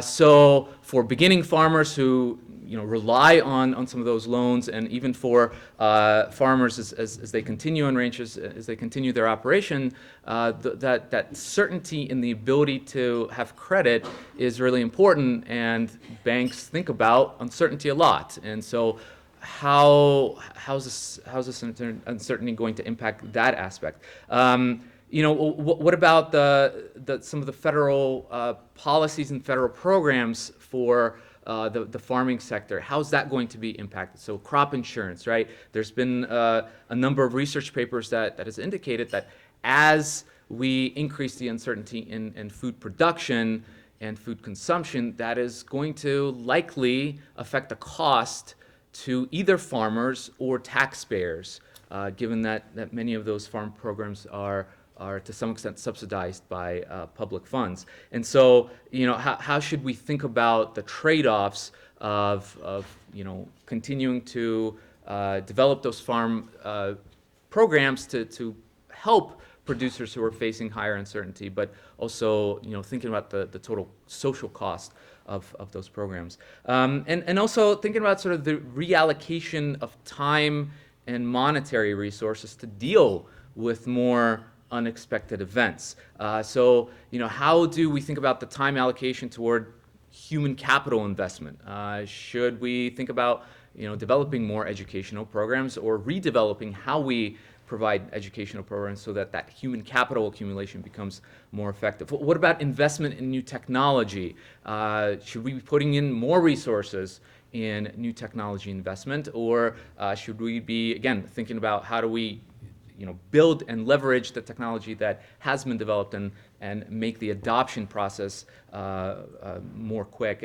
And leisure time, right? Farmers and ranchers probably want to enjoy some leisure time, and having to deal with new and uncertain events that come from changing climates and changing production systems, that takes away some of that leisure time. So as much as I probably don't take advantage of the work-life balance, it's important. It's important. Those are the indirect economic and sort of social science impacts that I've been thinking about.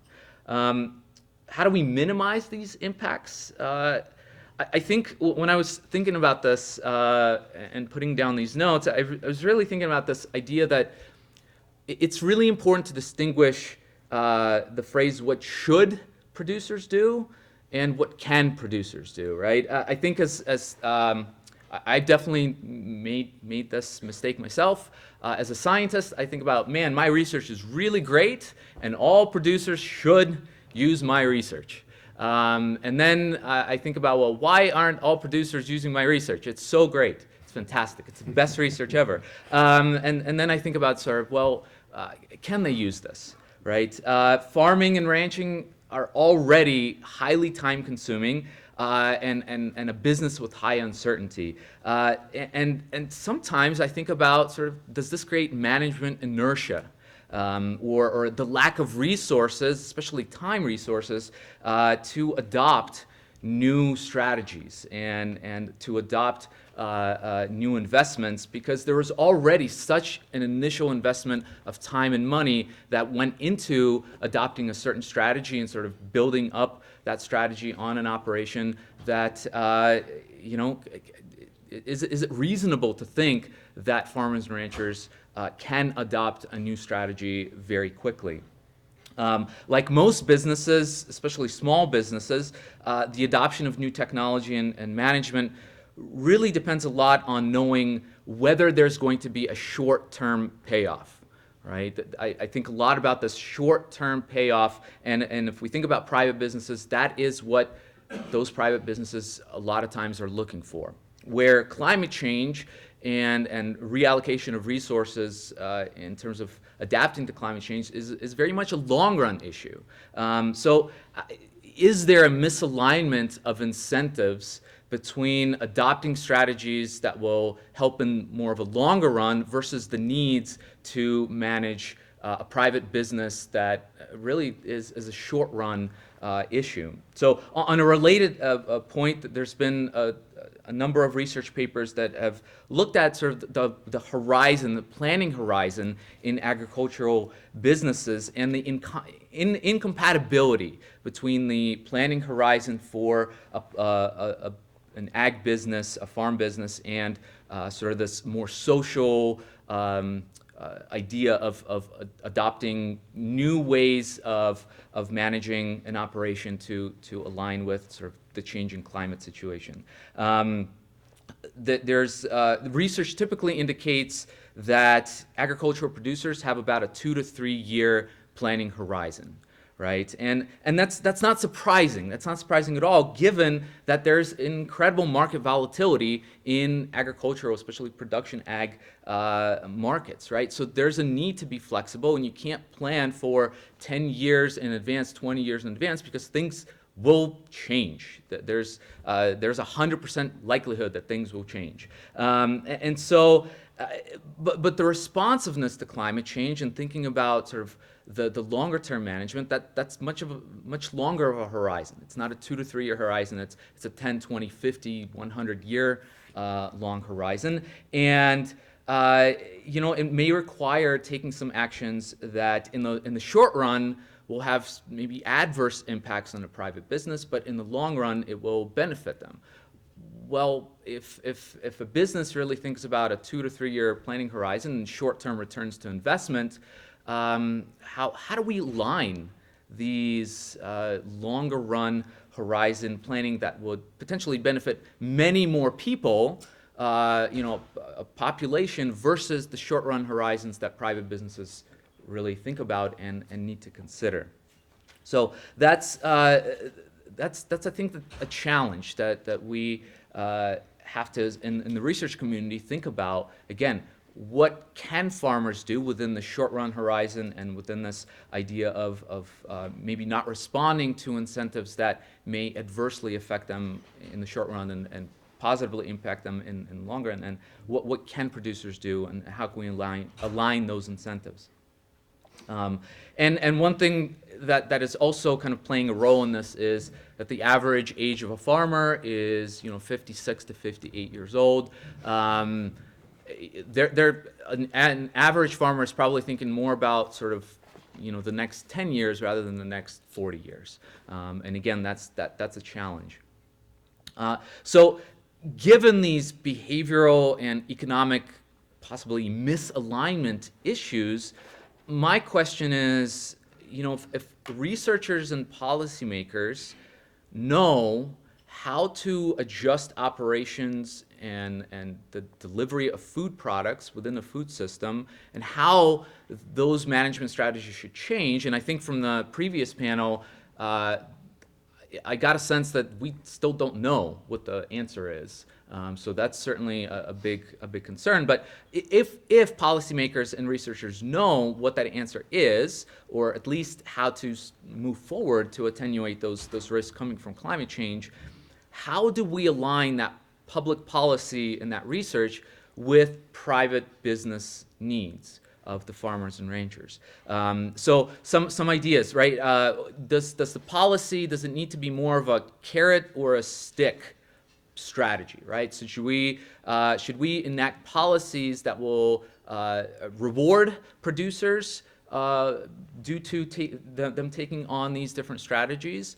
Or should we punish producers or enact higher costs for taking on strategies that, as a society, we think are not going to have these long-run beneficial impacts? I think there's a lot of questions there that still remain. What is the best strategy? What's going to work best? And in economics, there's been, in the past 25 years, this really growing subfield in terms of behavioral economics, and the idea of nudging populations or certain populations of individuals toward actions that we think are going to be beneficial, without enacting policies that say, you do this or you get punished, or you do this and you get this big reward, right? So nudging people into certain behaviors involves small incentives or small changes in management strategies that really don't change the short-run cost-benefit analysis, but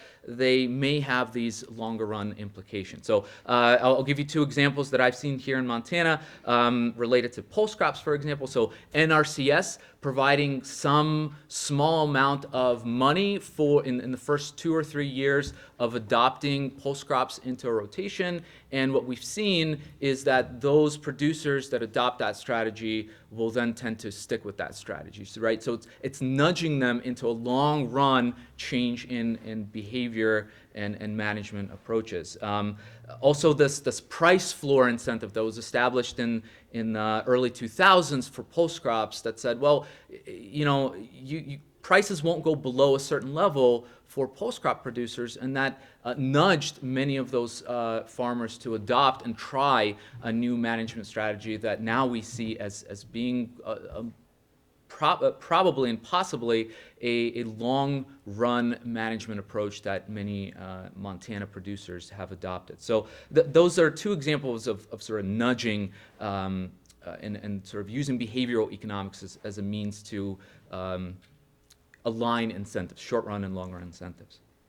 I think for the farmers and ranchers, the biggest ask from researchers and maybe policymakers, in my mind, should be to be more active in the conversation and in the discussion. So I think events like this are really beneficial because the biggest challenge when it comes to climate change is this idea of deep uncertainty, right? We don't know what we don't know, right? So it's not the uncertainty. We don't know that there's a set of outcomes, but we don't know what outcome is going to occur. With climate change and response to climate change, it's a deeper uncertainty of we really don't know what we don't know, right? We don't know what those sets of outcomes are going to be. So how can we even adopt new strategies that will help us, attack those unknowns?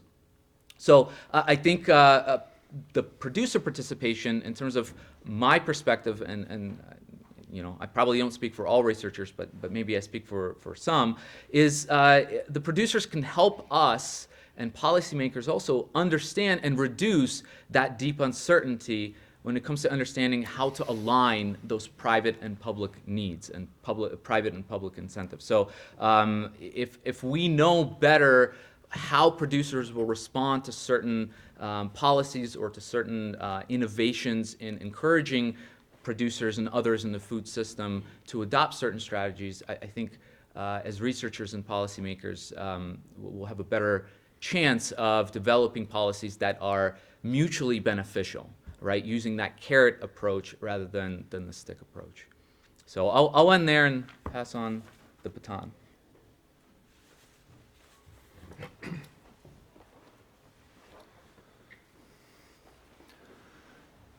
Well, some people are probably wondering, why do we have a sheep extension research professor up here talking? My name is Brent Rader. I am the sheep and wool specialist at Montana State University.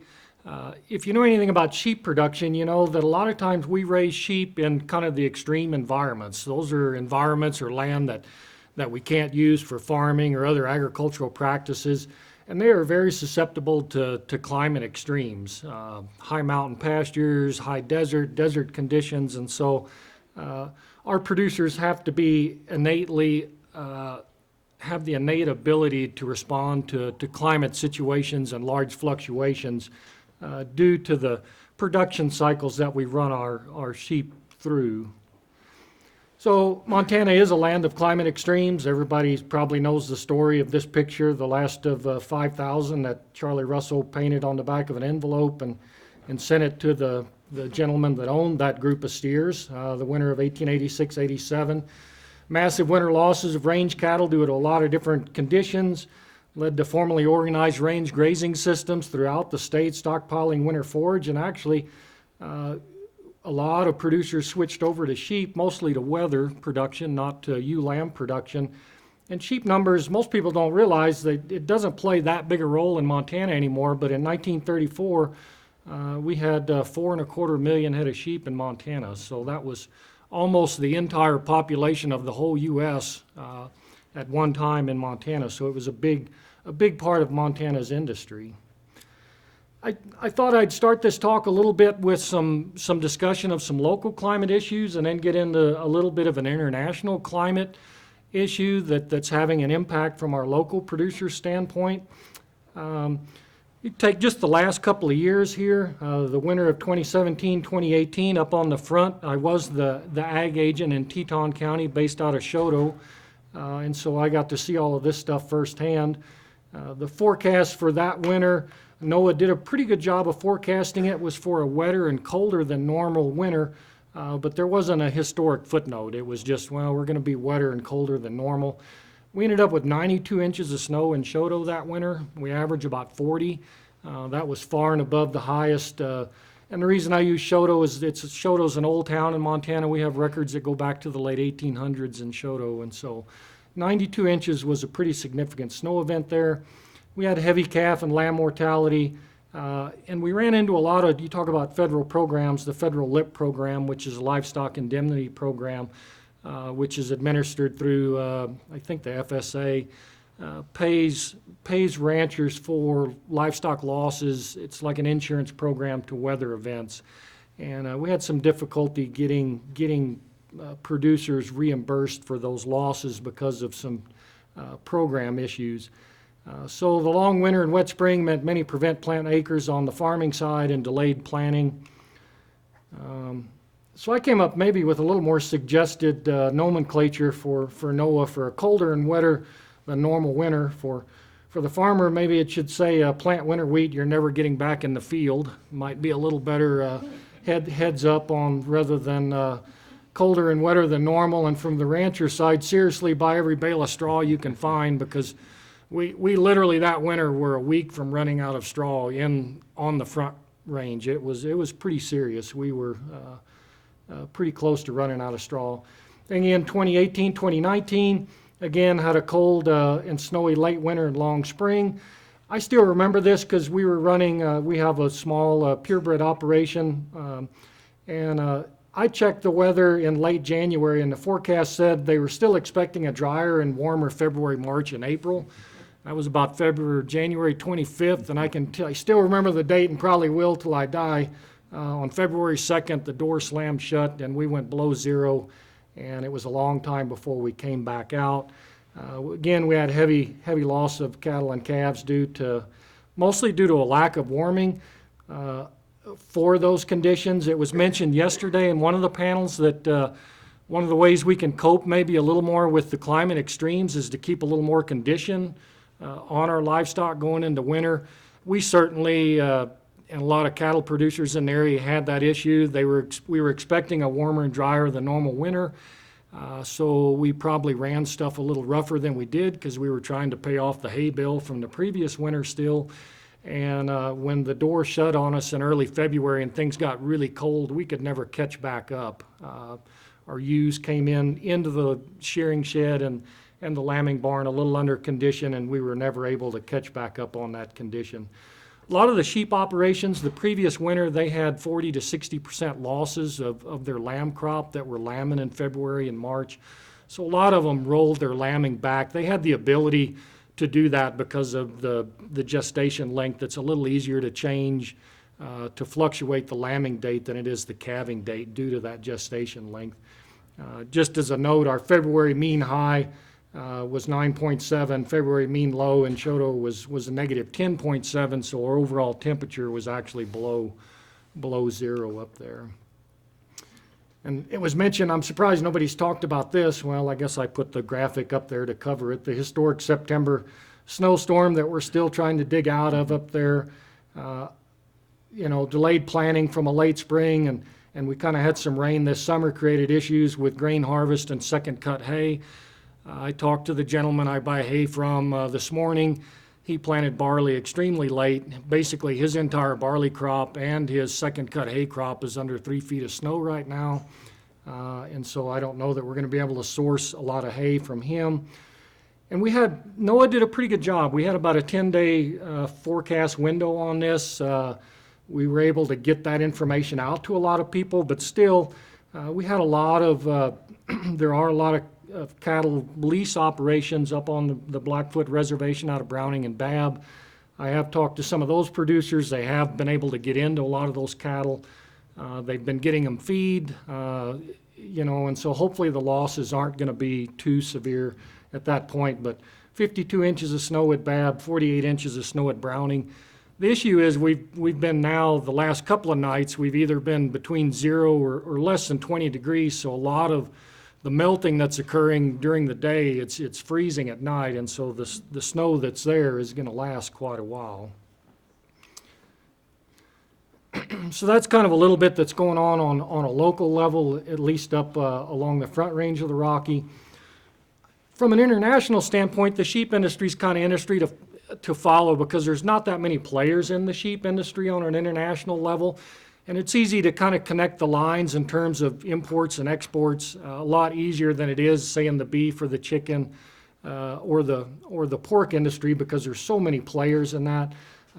Basically, in the sheep and wool industry, you have New Zealand and Australia as your major exporters. China is a major importer. The U.S. is a major importer. The EU is a major importer. And so you can draw those lines fairly quickly. Basically, what we're seeing is a steady and increasing demand for lamb and wool products in the U.S. We're also seeing a steady domestic decline in supply of both. So as our sheep numbers have dropped, we've seen a decline in that. Some of the issues affecting us on an international basis, we have a short-term drought in Australia and a long-term shift in the type of sheep they produce, and also a long-term shift to dairy and horticulture in New Zealand. Also African swine fever in Asia, creating demand for alternative animal protein. Basically what all this means is, and I'll show you a graph in a minute, is that our worldwide sheep production, because of drought and other issues, our worldwide sheep production numbers are actually decreasing at a time when we're actually seeing a bit of an increase in demand. And so that's created historic prices for wool in the U.S. A lot of times we price our commodities on a per ton basis. $125 a ton for hay, things like that. Last year, it wasn't unreasonable for producers to make $8,000 to $10,000 a ton for their wool clip. And so when you put it on those bases, it becomes an extremely valuable crop for Montana producers. Prices for lambs and goats have reached a new sustainable price plateau. So we've basically jumped a plateau level because of the major shift in numbers. One of the interesting things that I try and get out to our cattle producers out there is the sheep industry is a good, you should study the history of the sheep industry a little bit to maybe give you a little warning for the cattle industry. We used to export a lot of lamb, used to produce all of our lamb domestically. We're now importing over 50% of our lamb that we consume domestically. Most of it is coming from Australia. And we are the largest goat meat importer in the world. Most people don't realize that, but we import 50 million pounds of goat meat out of Australia. So there's basically the numbers, New Zealand, Australia, and U.S. numbers. Those in 2000, those three countries alone had over about 165 million head of sheep in 2000. And in 2017, we're sitting at about 90, it was about a 70 million head drop in sheep in a 20-year time frame, less than a 20-year time frame. And a lot of that is due to labor, but a lot of it is due to climate change, primarily in Australia and some in New Zealand. So this was the headline. I just took a screenshot of this, the Australian drought that's currently going on down there, the Murray-Darling Basin. Most severe 2 to 3 year drought conditions in 120 years. They have a lot of producers down there that are completely destocking, both cattle and sheep. The graph on the right basically showing the drought conditions. The hatch is the current drought conditions in Australia. Shift driving wool prices. You can see total wool production in Australia. That infograph on the left there, basically just going down, down, down. And you see at the very tail there on the far right that real severe drop after the 16-17 marketing year. That's the recent drop due to the current drought that's going on in eastern Australia. They've really basically fallen off a cliff in terms of their wool production and their wool quality. With that and a little bit of increase in demand, we have seen the infographic on the right showing a huge run-up in the price of wool on a worldwide basis. The drop-off on the right there is, as economists or good economists will tell you, the best cure for high prices is high prices. That drop-off is due to those high prices, just some consumer kickback a little bit. We're blending a lot more wool products. But also the trade issue with the tariff fight with China and the U.S. A lot of the world's wool is processed in China. About 40% of the U.S. clip goes to China for processing. And so those tariff issues have created a lot of uncertainty in the wool market on a worldwide basis. So a little bit on how to cope. We have producers here in Montana that are investing heavily in facilities and equipment. The picture on the right is a new lambing feeding facility that the Duncan colony west of Harlow put up. That is, that structure there is 1 acre under free span roof, basically. And they figure they'll pay for that building in about 3 years with what they're saving in terms of lamb loss.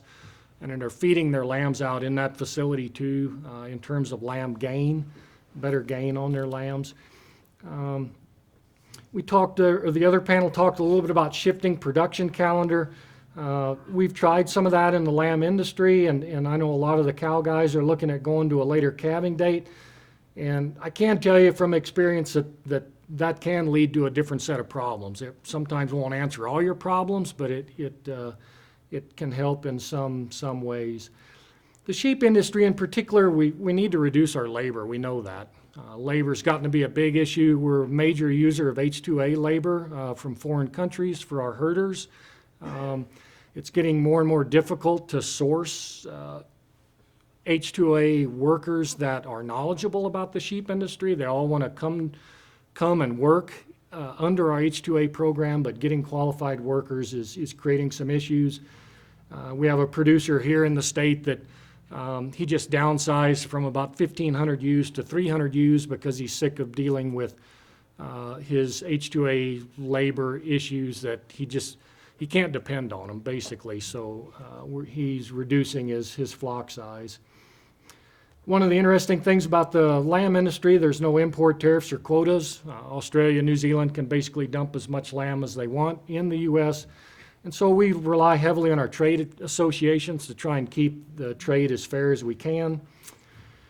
One of the things we're trying to do from an extension and research standpoint is adopt technology that increases efficiency per unit production and focuses less on size and gross production. I know Mr. Conan talked about that in our little panel deal yesterday. I think a lot of producers are, we have a lot of talk about either get big or get out, but I think we're finding that you can only get so big, and then you run into issues with, well, I can't just cover all this ground. The equipment size is only so big.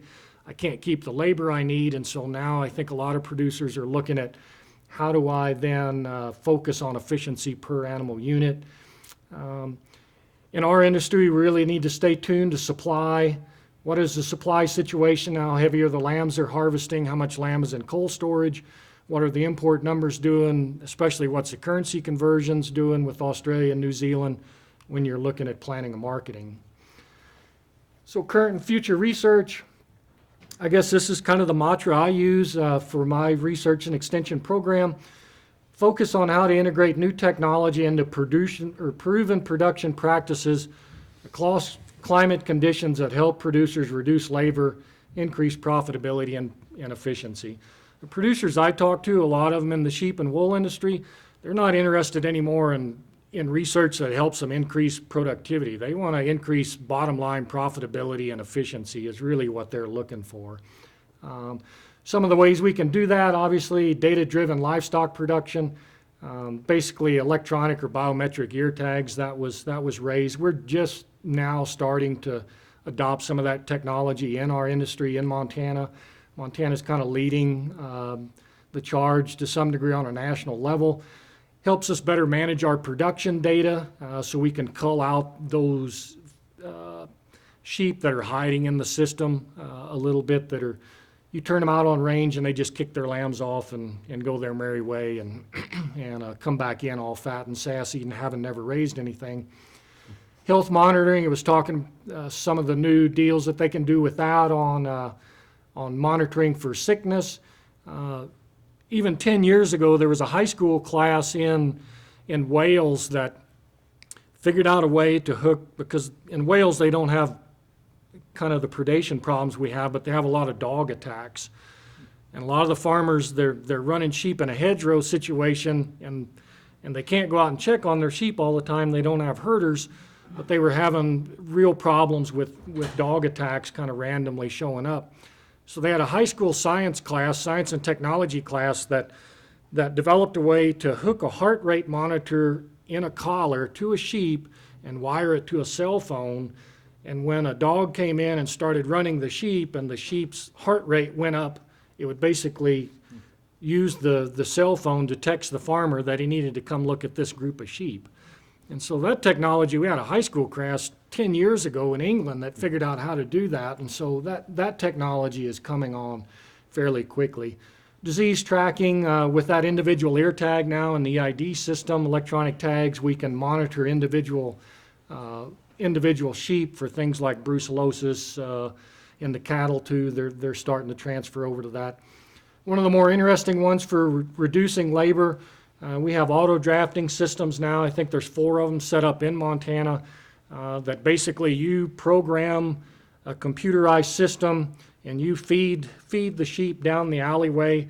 What this system does is it automatically opens a gate, lets a sheep onto a scale, closes the gate behind it, reads the electronic ear tag, records a weight for it, and then sorts. It has a 3-way cutting gate on the end of that scale that will sort that group of sheep depending on the parameters that you entered in. So if you want to put together a load of fat lambs that weigh over 85 pounds, you just run them through. It automatically sorts everything off that's over 85 pounds and puts together a semi-load of fat lambs for you, or feeder lambs. That technology is here right now. There's some cost issues with it, but definitely a labor-saving device there.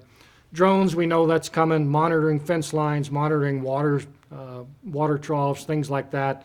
They're using them in Australia and New Zealand now to gather sheep in some areas. I'd like to figure out some way to integrate drones into a predator mitigation system, just some other way to do nighttime work, have a thermal camera on there that alerts the herder or the landowner if there's something moving around out there at night that we can't see. So a lot of technology on that end that we're trying to figure out how to integrate into production practices that we know work on the landscape. So how can we take technology, overlay those production practices that producers know work for them and move forward into the future. So.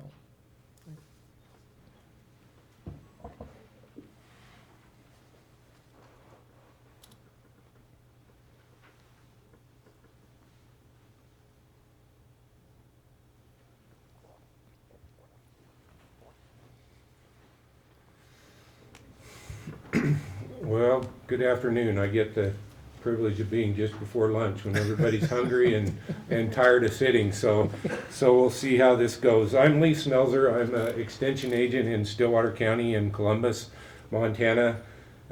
Somebody was asking how long I've been there earlier, and it's kind of like our anniversary we just had. It's scary how long sometimes when you get up there a little ways that you don't realize that. So I've been there about 20 years, and what I wanted to talk about a little bit was a new term I learned today, one of those wicked problems that I got involved with about that long ago in the early 2000s when producers couldn't raise anything. They weren't cutting hay, they weren't combining, and so we had some drought meetings, and we started asking, well, what can we really do that will help you guys?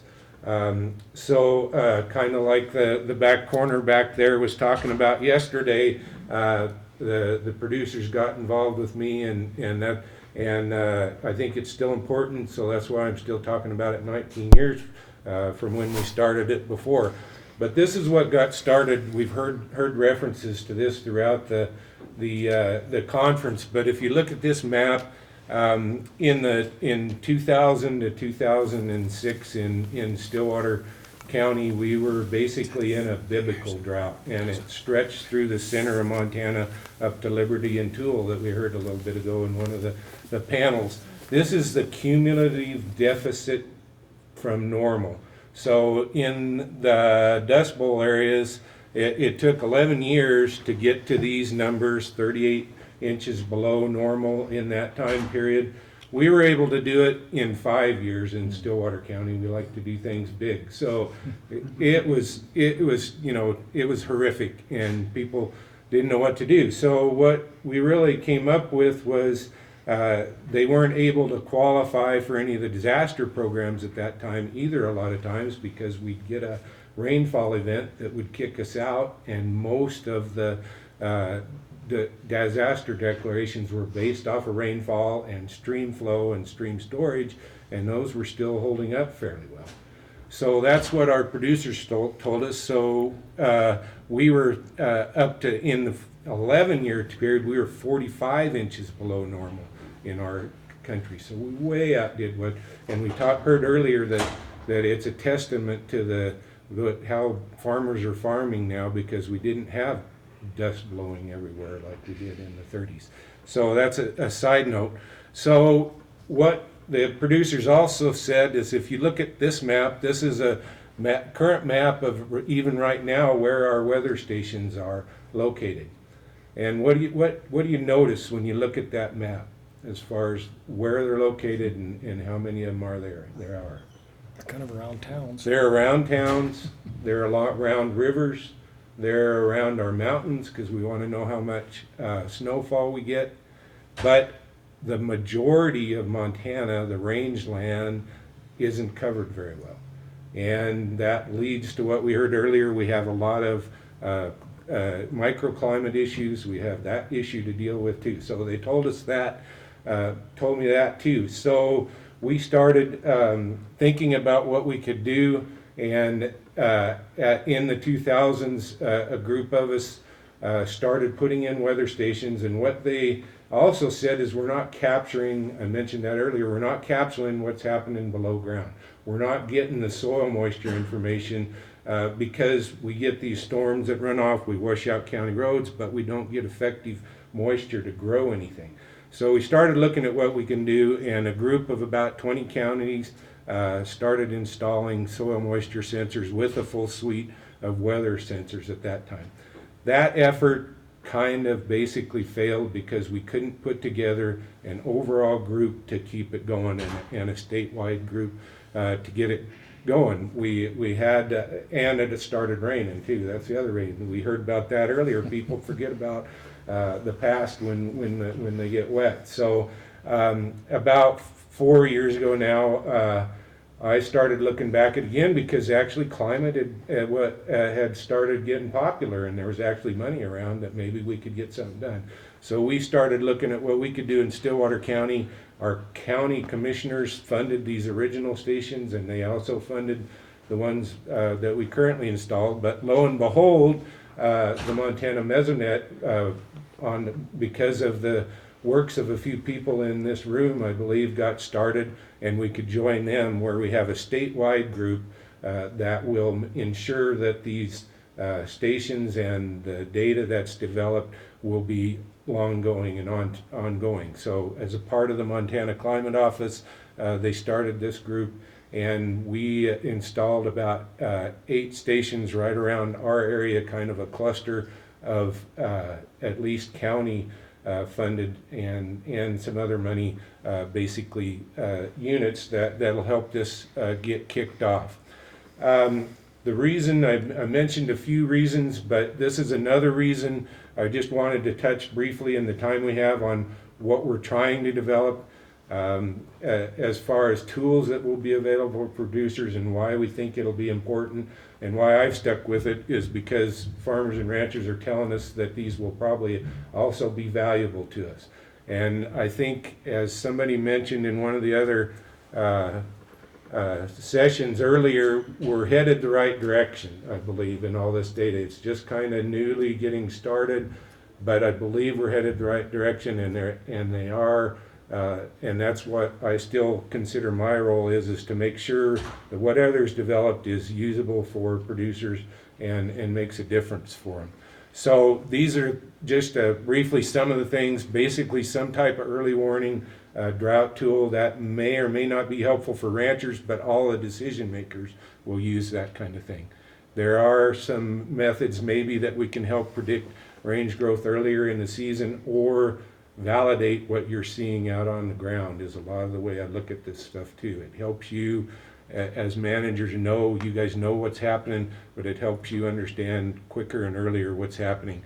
There's a lot of reasons why knowing what our soil moisture and our temperature will be valuable, and having the soil moisture trend data to share will be valuable too. This is kind of the way I look at a lot of the research, and why I continue to work on this stuff. you guys know, as we've heard all through this conference, you guys know how to manage your ranch, but sometimes things sneak up on you. And this is in honor of of the one sitting next to you. But sometimes things are out there that you don't quite realize. I'll point to the flash droughts. That is a new term we've heard. So even last year, 2013, around the Billings area, when the alfalfa dried up in about a day and a half, when we hit 95. So we knew that it was kind of dry, but we weren't really aware of exactly how dry it was. So if we can get some of these soil moisture sensors that will help us understand what's happening below ground earlier, then maybe we can prevent some of the things that sneak up on us, and we don't really realize that there's an issue out there that might be sneaking up on us. So, and this is some of the data from our original stations, and you can see, whoops, that was the wrong button to push. That's not a pointer. So anyway, you can see from this data in the first year that we had this in 2001, at the top, we went along till about August even in that year before our soil moisture crashed. The next year was when we get into one of the flash droughts, we call it, and we only made it till June. Everybody kind of knew it was dry, but they didn't realize how dry it was until we turned 90 and we crashed again. So that's why I think this data will be valuable if we can get it out there. And why I've been trying to work to keep this project going. So the Montana Mesonet, I'm excited about at least this product that we have available now. The data has been slower than I'd like to get it out, but this is a product that they released earlier this spring, which is just a visual representation of, and it'll get some more sophisticated as we go, but this is our soil volume water content at 20 inches. There's 4 levels of soil moisture that these things measure, so it gives you an idea. Right now we're fairly wet. There are some problems down at the deeper. It hasn't really gotten down as deep as we'd like it. You can move these to different levels in order to see what's happening at the different levels in the stations that are available. So this is one product. The other important reason for this information is most all of our, at least our disaster declaration, some of our insurance products and other things use this map as the trigger now for how, what triggers when we're in a drought and what's called. So all of this information makes these maps better. Each week the the Governor's Drought and Water Supply Commission meets, and they make a determination on whether it's gotten worse or better, and they pull information from a lot of different places, but at least we have one more piece of information that's going in to help make sure that these maps are accurate and that disasters can be declared when they need to be. And the other, we don't have a lot of time to go into that either, but a lot of times people like Brent and I and other folks are asked to write letters for insurance companies that want to know from a local person what the conditions are on the ground. So it gives us better data to be able to write those letters and say we're really dry and here's why. We actually have numbers to be able to put down. And again, for folks like the Drought and Water Supply Commission, it helps us to be able to tell them that, yeah, it's dry and this is why. Or there's other, we can go the other way with wet as far as that goes too. So either way, there's a lot of people that are very interested in this kind of data as far as researchers, and we've heard from some of those earlier in the panels. But it's something that's, while the technology isn't new, using the data is starting to be more and more useful, and there's a lot of people that are interested on how this data can be used besides agriculture issues. There's other ways that that can use it. So the next slide kind of ties in what Anton was talking about on whether producers should use or can use the data and these tools that we're developing. So my goal with producers and the ones I work with and with being involved with this Mesonet project is to try to make sure that the data and the tools that come out of this are useful. And don't get me wrong, I love data, I love the tools. In fact, when I first started as an agent, I was kind of like Anton. Well, why aren't they using this? They should be using this. And one of my friends turned to me and he said, well, you know, you just gave them a Maserati and they're driving a 1965 Ford pickup and it still runs. So why would they want a Maserati?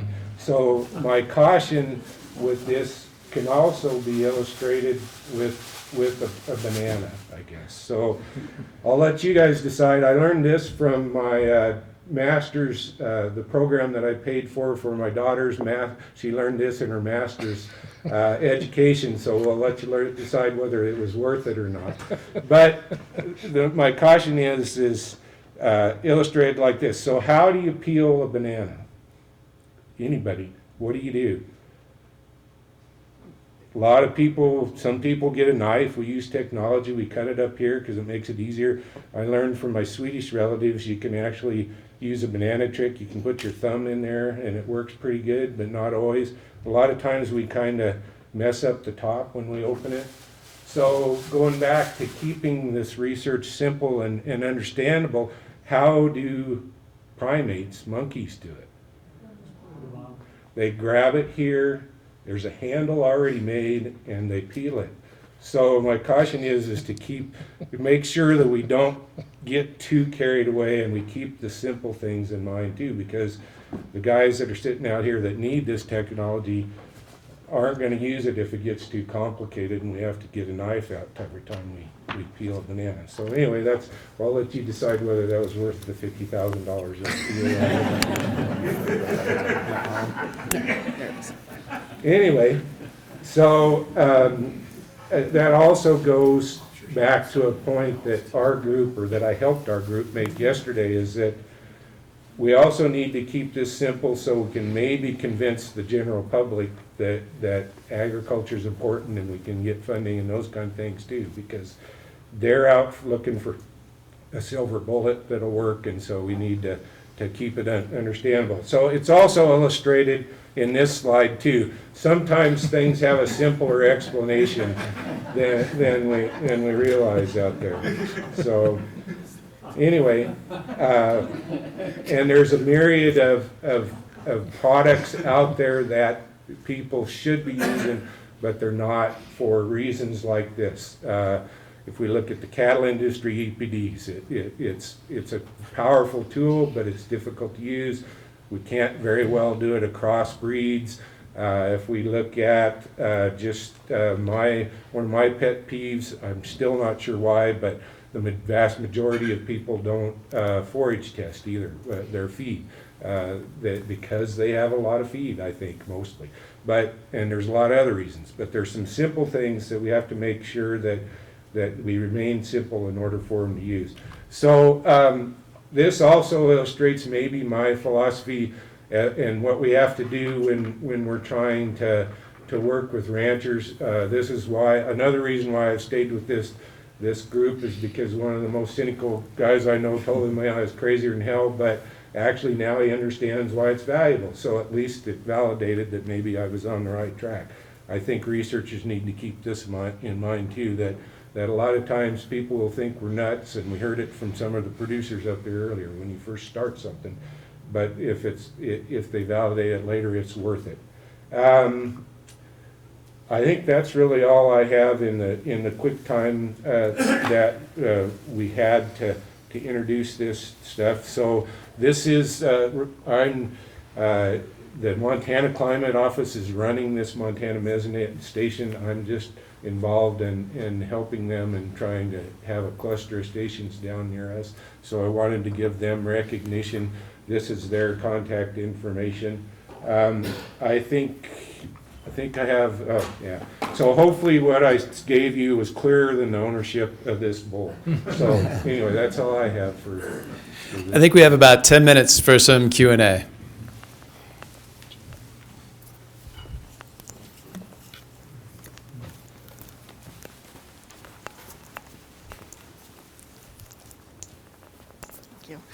So maybe a question for Lee. From a policy development perspective, the drought monitor has been especially useful historically in finding the kinds of policy programs that assist our producers. And I'm really interested in your monitoring of soil moisture, because in the last few years we've had some severe problems caused from extreme wet conditions, especially right now in northeastern Montana. You know, we've got some severe quality issues, and we need that documentation in order to support requests for assistance in those areas and programs that will work. Do you know if there's any effort nationwide to create some kind of a wet monitor? Well, I guess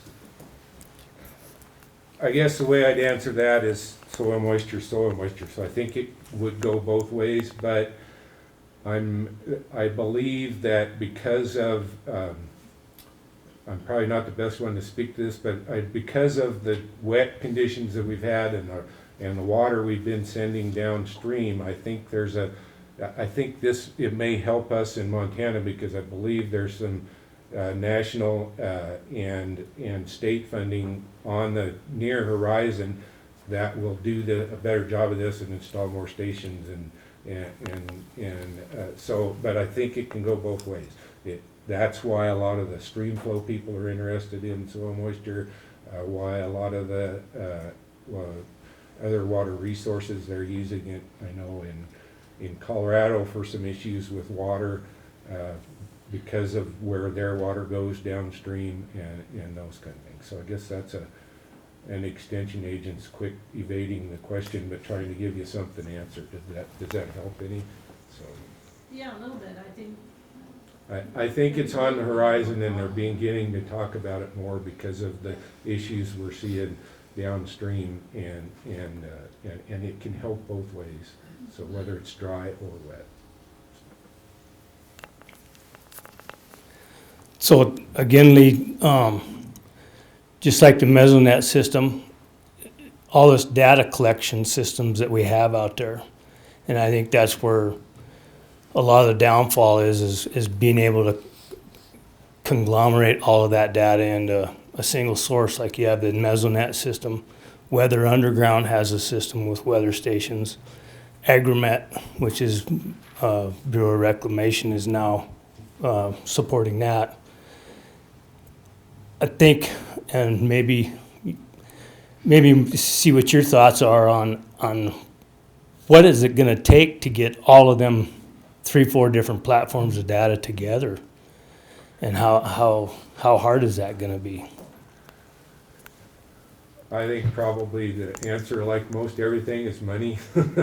Because I would say that that's one of the stated goals, and why I was excited that the Montana Climate Office and the Montana Mesonet has started. That's one of their stated goals, is to be that one-stop shop, to try to have all the data in one place. That's what I've been trying to work for with my little effort, is to try to make sure that it gets in one place and it's something that can be used, because a lot of the quickly and easily and on a phone or not, because we've heard our technology or our broadband problem. So I think they've been working towards it. It's slower than what I would like to see, but that's driven mostly by funding and the funding sources they have to have. So I would say that it takes, my simple view is it takes people like that helped me get started. Why I'm sitting up here is because producers came, when we started talking about it, said that this is important, and then we found others in the state that it was important too. So it takes people to start voicing that it's important if it is. So that would be my other answer, is that it takes people like you guys to start talking about it and talking to the people that are at the decision-making level to try to make it happen. Because we've seen that with some of our other really, without getting too political, but with some of our other really public issues that become important, they can find money to do them. So that would be my answer. You know, I'll add a little bit to that. I think part of the issue is, you're right, there's several systems and maybe they don't talk to each other, or it's difficult to aggregate the data. The other concern is that we have all this data, right? How do we use it? How do we use it most effectively, right? Are we just using it to get a sense of what precipitation was, you know, a week ago? Or should we be using it to get a better sense of, okay, these are the changing trends, these are the changing patterns, so this is, this is how we can use these data to make forward-looking and progressive management or policy recommendations or decisions to better understand how to address the bigger picture question, which is, yes, there's going to be year-on-year volatility in precipitation, and yes, that's important, but I think the historical trends and understanding where we're going and how can we use these data better to understand how to manage these issues. I think that's the big, maybe the bigger question is okay, once we get all these data sources talking to each other, now what?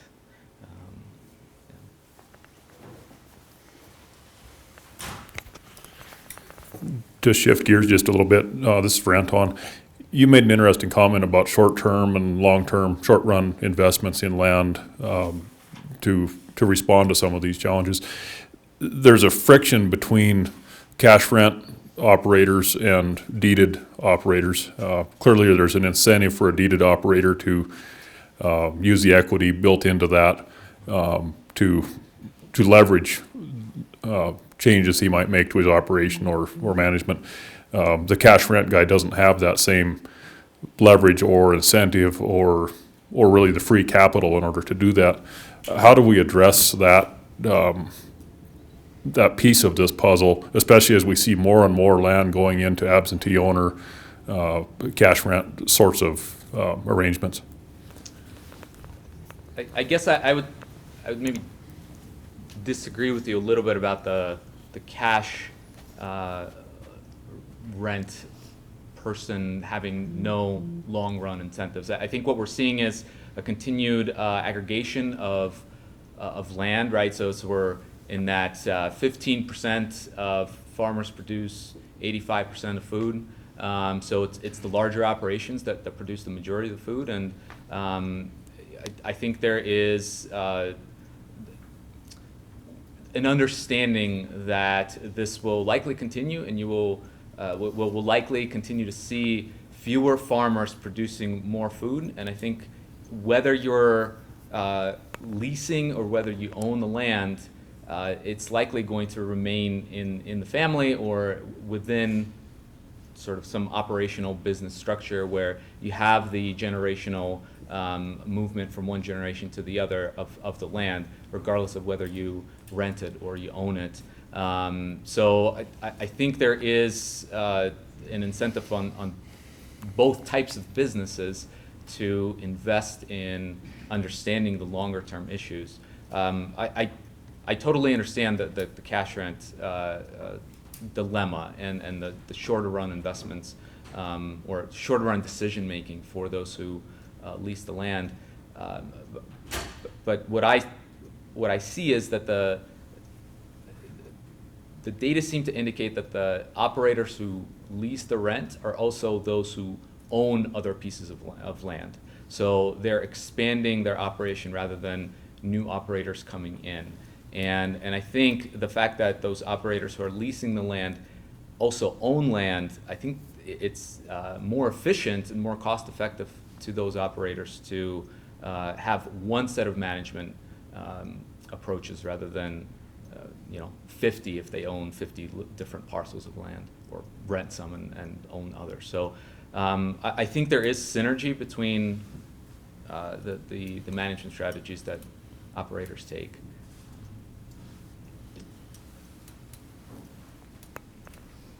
Maybe one more?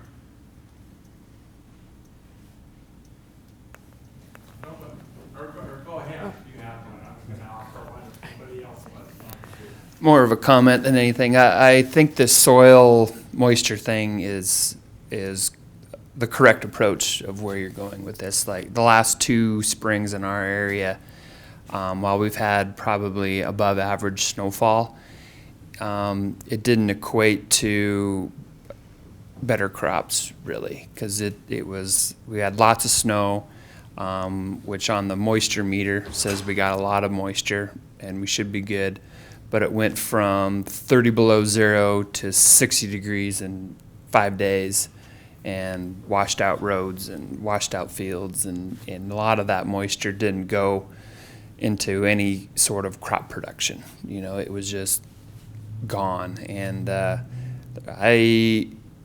far as any of our practices go, we haven't figured out how to magically unthaw 30 below zero soil in 2 days.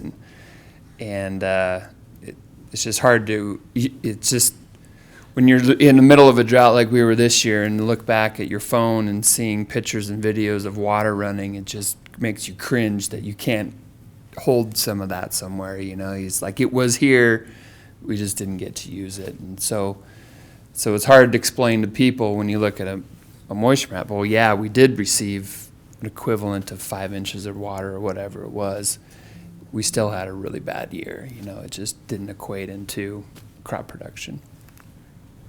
I might make a quick comment too, is that because of, I don't have the answer for this, but I think it's something that the Mesonet needs to address, and maybe you guys need to direct them, is that there's kind of 2 different systems. My original goal of what the producers that started in the 2000s and what my emphasis has been on rangeland.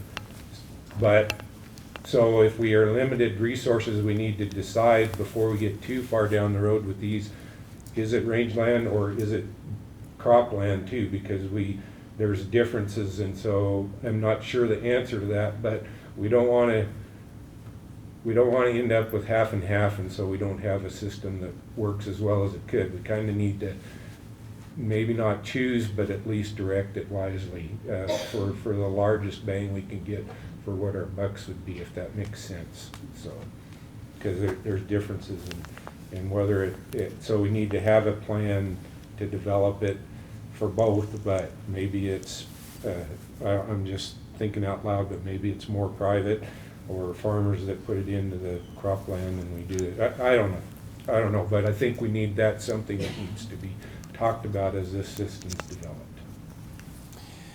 So I'm going to step in and ask you to join me in thanking the panel for their comments this morning.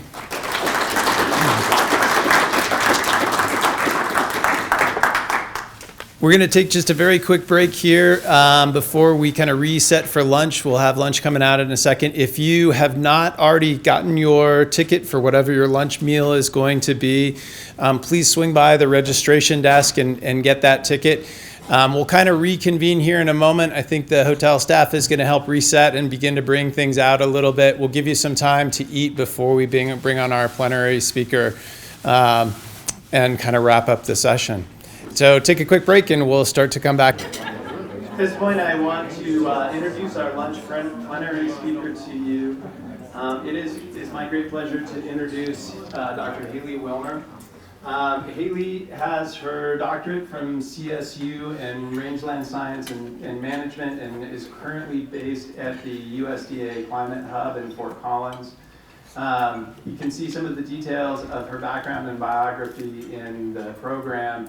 The piece that I would add into the biography that we've included in the program is that Haley is very familiar not only with ranching and rangeland operations throughout the Rocky Mountain West, she's very familiar with them here in Montana as well, having grown up just on the other side of the pass over in Livingston. So she's quite familiar with Montana as well.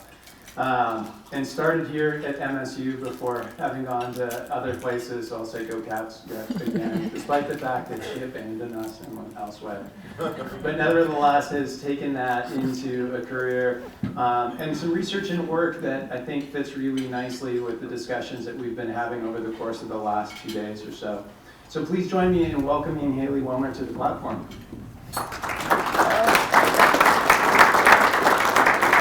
Oh, there it is. Yeah, Thank you. I'll get Appreciate the it. slides going. Okay, great. Make sure folks can hear me. Yeah, thanks for that introduction. I appreciate it, and it's been really fun to sit in on the conversations. These are really productive panels and insights, and I think it's pretty motivating. A lot of times when I go to a lot of climate science, you come away with a little bit of feeling of dread, and this has been a pretty motivating conference, and I'm excited to be here, and I hope I can kind of synthesize some of the things that we're talking about in range science. I did a little bit of work on grain. Prepping for this, we'll wait a second. We're slowing up. So I'll introduce myself a little bit more. Folks ask what I do, and I've got a photo of me standing out with a bunch of ranchers in a field, with a bunch of ranchers and folks from conservation groups, because they say, what do you do as a social scientist? And they're used to seeing talks from wildlife biologists that have these cute bears in their photos, and I just have folks from the Environmental Defense Fund and ranchers, and that's who I work with. I sit at the Agricultural Research Service in Fort Collins. We're pretty similar to, oh yeah, there's my charismatic megafauna that I work with, and here's me, sort of in the office taking notes. So what I do is find ways to connect producers, conservation folks, agency folks, and researchers.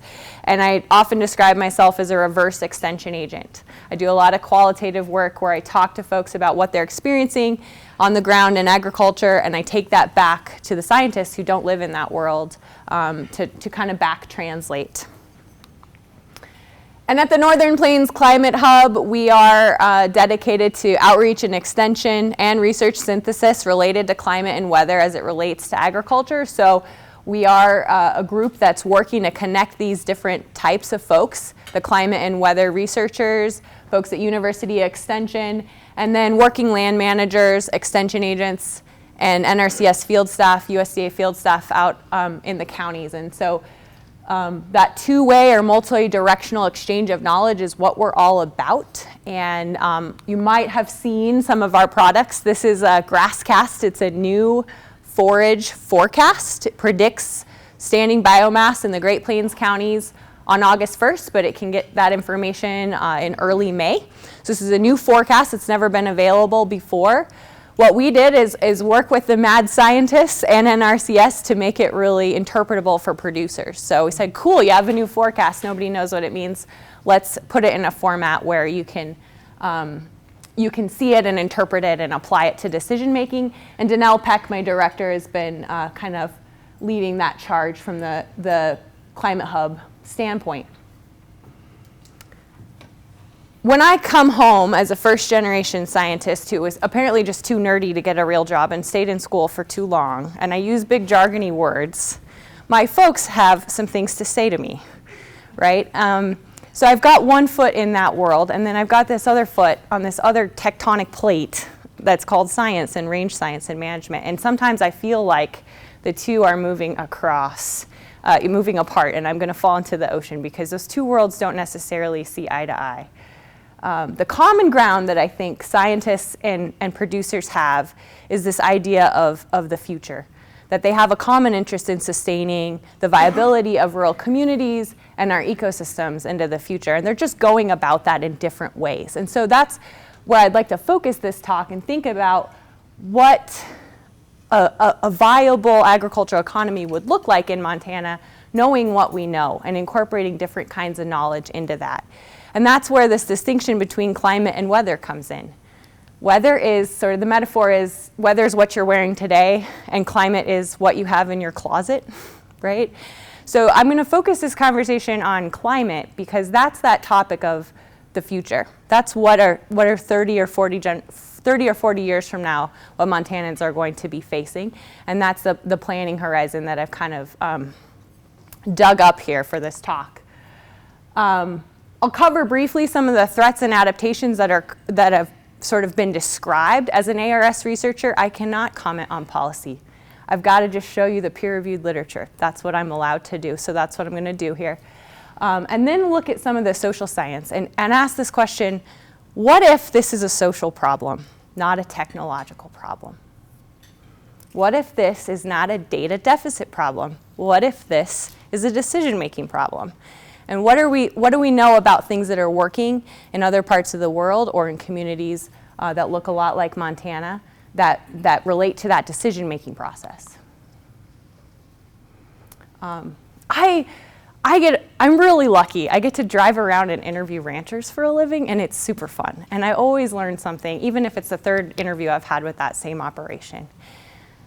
We know farmers and ranchers are intimately connected with the weather and climate, but they don't necessarily have that bird's eye view that science has. It's not a matter of if the climate is changing, it's how. And so I think all of us in ag or that work in extension or work in tech transfer should probably be able to explain the Montana climate assessment to a fourth grader. We should know what's going to happen in 30 or 40 years or what's predicted. There's so much great publicly available research synthesis that's out there. When I started going back through it for this talk, it was just unbelievable how much work folks have put into these climate assessments in a really interpretable way. And it gives you an idea of the strength of that evidence, how much agreement there is under each bullet point, and it's just really beautiful. So if you haven't downloaded this or you need a copy, we'll get you a copy. There's several authors in the room, I think. But the basic take home for me was Montanans in the future are going to be living under more uncertain, more variable conditions. We're going to have hotter, longer fire seasons. We're going to have shifts in precipitation, seasonality. We're going to have faster runoff in our rivers, and humans are going to react to that. We're possibly going to have more variability and more extreme events.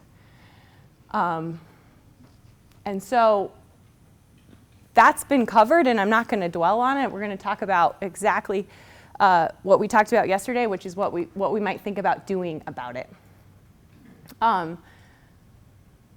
The strength of Montana's ag economy ripples through our rural communities. It ripples through the tourism sector.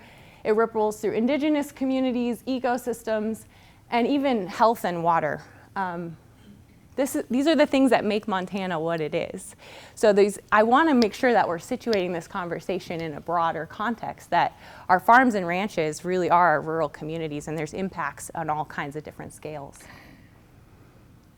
We talked about some of the things that grain growers are seeing.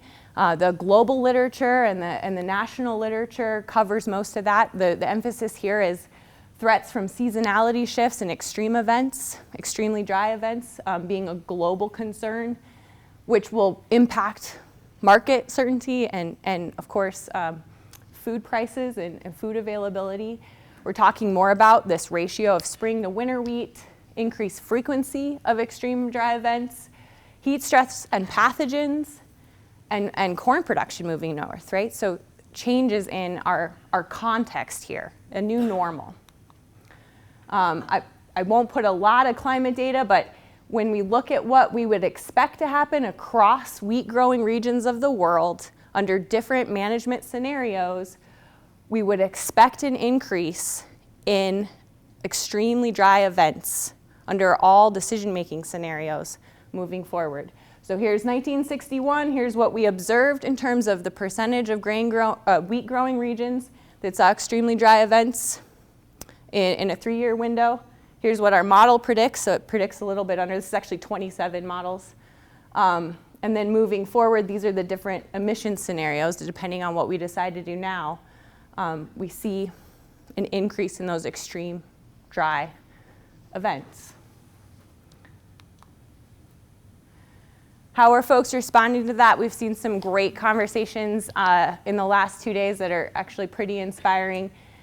Shifts in the growing season, a discussion of irrigation and what that might mean. Soil health, that's the thing, enhancing infiltration, reducing evaporation, and looking at varieties that are developed to tolerate these kinds of conditions.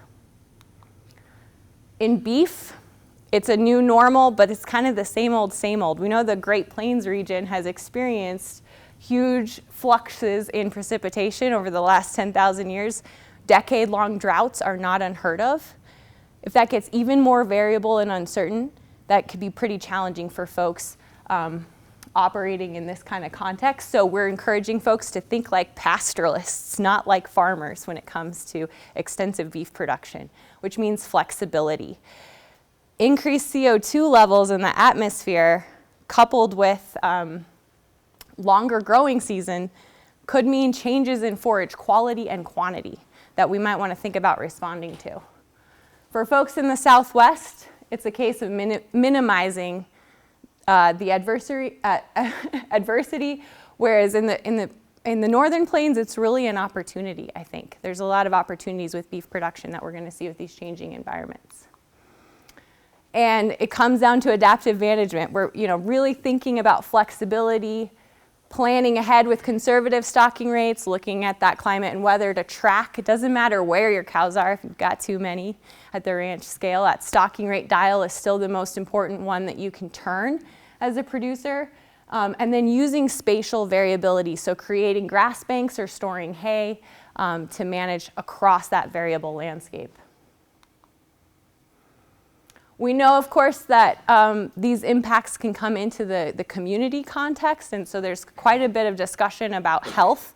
I'm not a health expert, but we are really dealing with some mental health issues in southeastern Colorado right now. We've had basically a generation-long drought, and that begins to take its toll on folks. And so we're saying, who do we have that can come talk at extension events about mental health in rural communities? Who can actually talk to farmers and ranchers about depression and suicide and things that we haven't had to talk about in public before? And that's hard because extension folks are trained as plant scientists and hydrologists. That's not their conversation. So depending on what the cultural context is, depending on the social institutions that are already at play, extreme events can be incredibly challenging, and we know that. What does that mean? This graph blew my mind, and this explains so much about our family. I think there's so much here.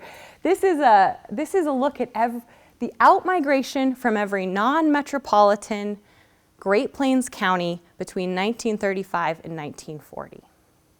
People left, and they went to California, right? We know that. This is what that looks like on paper. And who did they leave behind?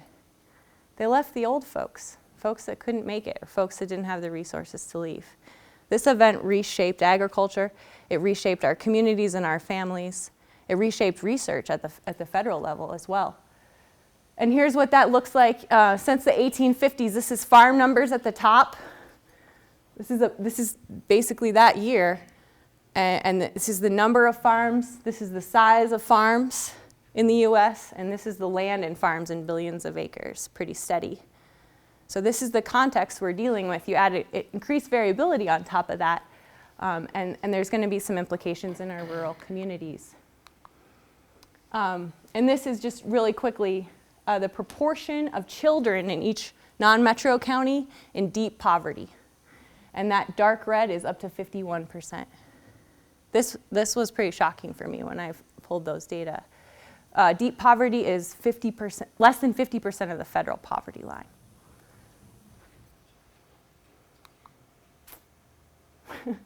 Why did I put this slide here? Who's afraid of mitigation?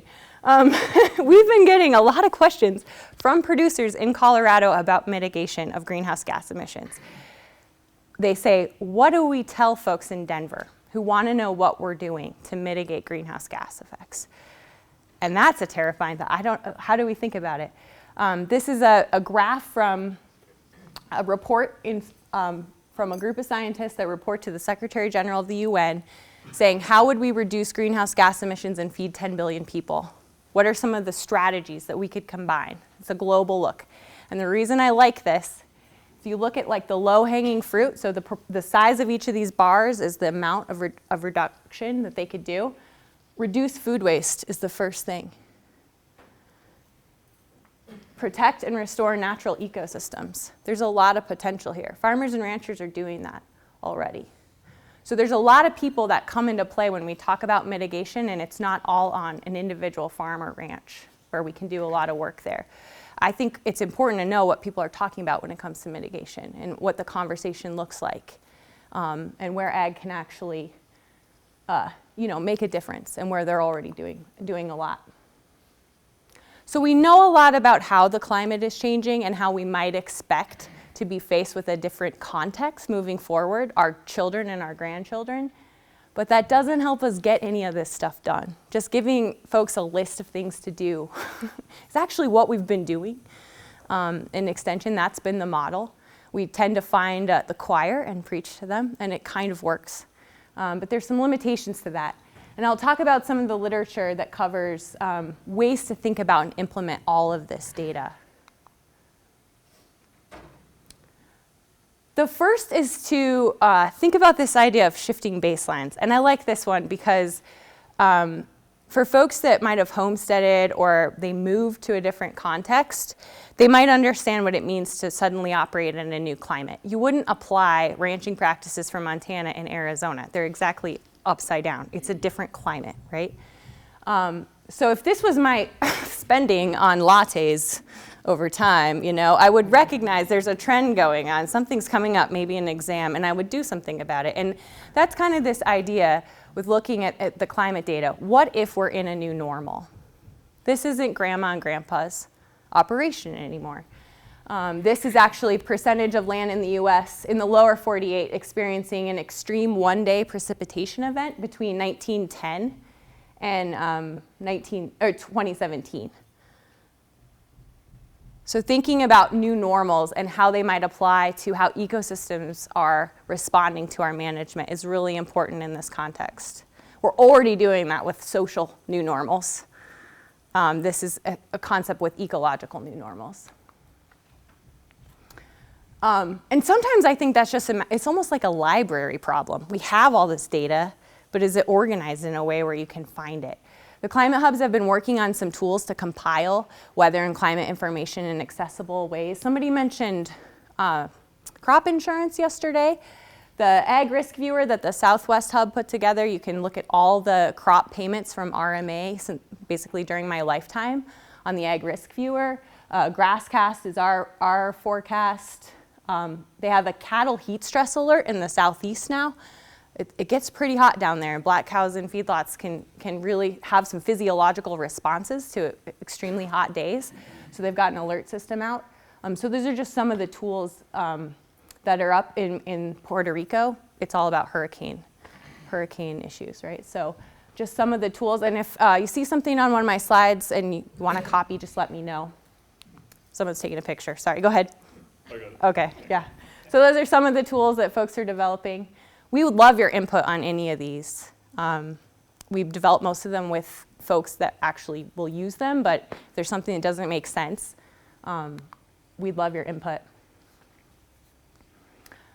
The second concept that we can use to tackle this social issue, this human problem of changing climate, is to use all kinds of knowledge. And I think this is a perfect example of that, this discussion in the last 2 days.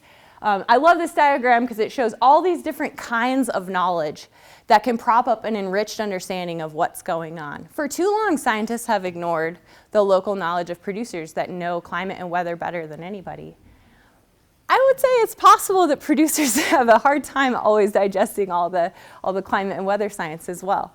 We just don't understand each other. That doesn't mean these necessarily need to get folded into each other, but they can braid and they can support an enriched understanding of what's going on. In Colorado, we took this to extremes. We brought all these different groups onto our experimental range, and we gave them half of it. And we said, all right, we know we need biodiversity. We know we need to make a living in drought. Here, you guys have 230 head of cattle and tell us what we should do. We'll run the control. We've been doing that for about 6 years. And at times it goes really well. And at times we can't agree on what to do because those different scales of knowledge don't always overlap. So just the 3-panel on kind of what our project is. We've got a group of about 11 people. 4 of them are ranchers. They get a veto vote. All the other groups get 3 representatives. We've got Environmental Defense Fund, the Nature Conservancy, state agencies, federal land managers. They get to decide goals and objectives, stocking rate, where cows are, whether or not we're using fire, and we control that against a ranch that's run just like the Forest Service is run next door. And we basically put a Fitbit on this ranch. We've got fecal data, we've got all kinds of daily weight gains. We know where some cattle are every second. It gets a little extreme. And we give that data to folks, and they say, what does this mean? And we work through it together, and they're managing it at the ranch scale.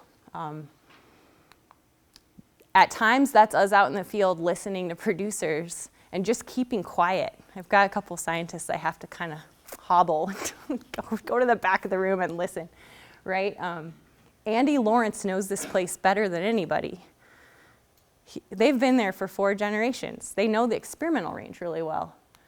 Other times we're looking at satellite data. This is a different scale of information.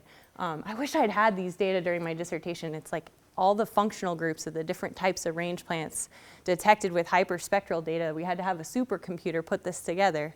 That's pretty helpful. I don't have to go out there with a pin flag anymore. So just these different scales of information are starting to braid together in a way that I think gives us a better picture of not just what goals we have, but how to manage for them. We're losing money, and I'd be happy to talk about the outcomes of the project. But what that means is we're figuring out how much it costs to conserve biodiversity.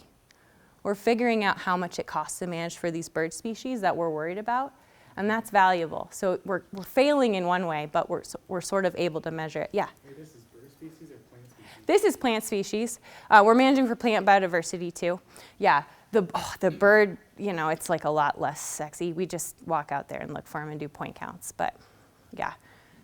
And in Colorado, it's interesting because we're trying to manage for real short vegetation. So that's tricky too.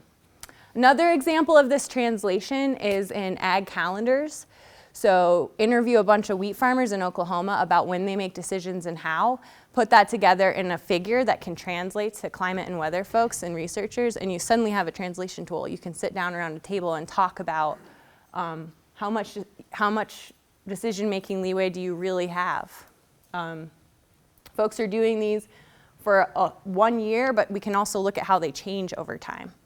There's calendars like this that go back for thousands of years in different parts of the world, and we can see sort of how people make decisions. Okay, the third thing, and this is my shtick, this is what producers have been telling me, so I incorporated it into the talk, is that this isn't an individual farmer or rancher problem, lone wolf problem. This is a community scale problem. If we expect one farmer or rancher to go out on a limb and try something super new and crazy and, you know, saw it off behind him on his way out, there's not a lot of support to see broad scale impacts. The AAAS has a great website called We Respond, and they've got all these case studies of where communities are working together to leverage different pathways for adaptation. They highlight Whitefish as a recreational community. They highlight Sheridan County, Kansas as an irrigation efficiency case study. And it lets you see kind of individual and community scale discussions are happening, and that it might not work on your place, so okay, we'll adapt. Another example of this is in Arizona. Climate adaptation is really key in Arizona, obviously, when they have really highly variable rainfall, but the Forest Service can have some inflexible rules when it comes to turnout dates and pulling cattle off public land in a drought. And they've got a state climatologist that has an extension appointment that gets it. And so they sat down with the Forest Service, they sat down with farmers and the climatologists and weather people, and they came up with a Forest Service friendly drought planning approach that could look 5 years in the future and say, okay, we got a plan for NEPA. That's why this is so slow. We'll get our infrastructure in early, and so for the next drought, not only do we have an adaptive trigger of when to pull off that we all agree on, so it's not just a blow up, but we also have, we've got that infrastructure in place because we've already gone through the NEPA process. So this is a pretty cool project to check out. If something like this comes to mind and you're a producer, check out Western SARE. Right now they've got a call open for $50,000 that producers can apply to do research on their operations. And if you had a couple buddies, it would be even easier to get the grant. If you partner up with an extension person, a researcher, an NRCS person, that dollar value goes up to $60,000. Those close in November. They're open every year. Western SARE is the only regionally administered NIFA grant program in the US, and it's really grassroots. If you have questions about it, I can answer them after I talk, but it's a really cool program. The fourth thing is flexibility. We talk about flexibility all the time, the importance of flexibility. Producers know this, but what does that really mean? So I wanted to highlight some types of flexibility that we're seeing in the literature. The first is mobility. So moving risk in space in a variable climate.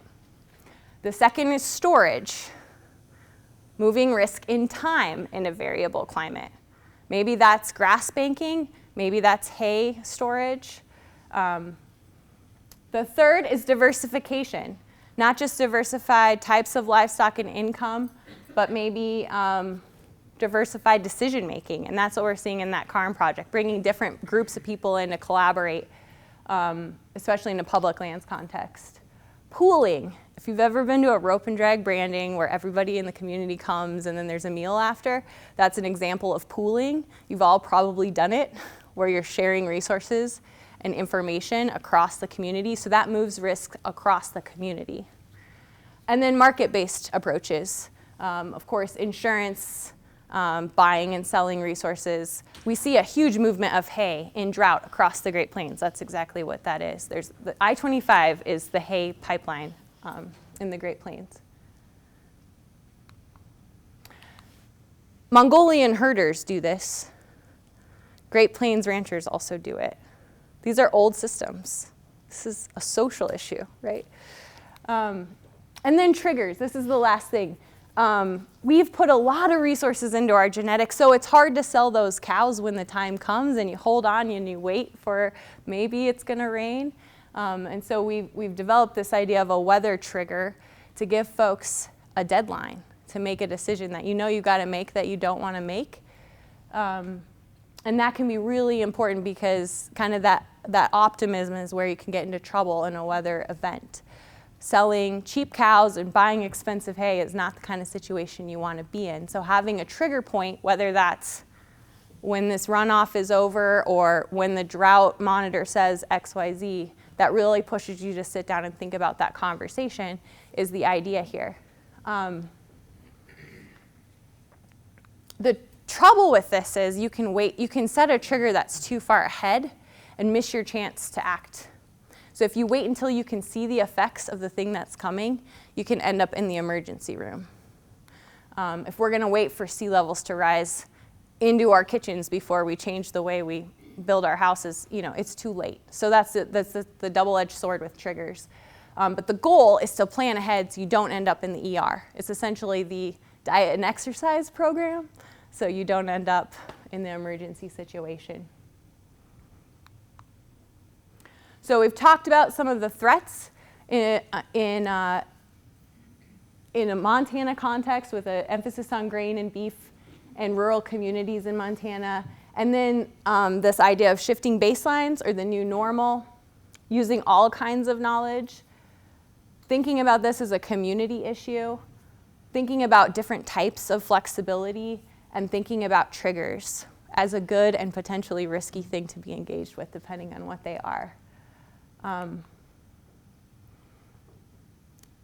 This stuff can get pretty challenging. I'm not going to lie, I didn't enjoy going back through the literature this week.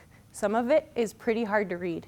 Not just because there's too many numbers, but because it paints a pretty challenging picture for producers. Folks that are already really good at dealing with weather and climate variability get an extra spoonful of complexity when we think about the future. This is where I think this idea of hope is really important. And we've actually studied this on our project. Thinking about finding a will and a way to move forward is really important, whether that's on the individual level or in this collaborative process. And I think Montanans are good at that. And they're going to continue to be good at that. And I think the agricultural community has something to teach scientists about sustainability and thinking about the next generation. If anybody wants a copy of anything I've talked about, some of these resources, please email me. One of the secrets of science is we're sitting there just waiting for somebody to ask for one of our papers. We'll gladly send it to you in snail mail. I've got a producer that comes in once a week to pick up his packet that he asked me for. So I would love to connect with you on any of these resources and find the person that can translate it. The Montana Climate Assessment is just invaluable. I think if that's the thing to have on your bedside table. And then just some peer-reviewed literature that I talked about. Folks have questions? Go back. What was your email? Yeah, sorry. Maybe I just have a comment for you. Yeah. I'd like to say that this is a very refreshing presentation that you've done. Most of the time we hear from scientists that they're going to tell us what to do and we need to do what we need to do, and you're giving the information to say that we also have knowledge, which is very refreshing. So thank you for that. Yeah. Usually I don't hear that in presentations, so I truly appreciated your presentation here. Thank you so much. Thanks, appreciate that. That's lovely, thank you.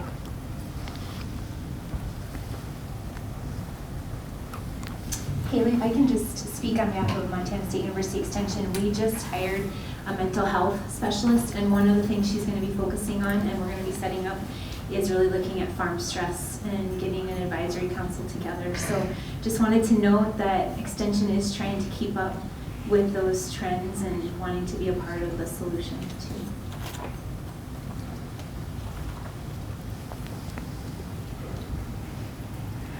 Your presentation was valuable, and so were the presentations we've heard this entire weekend.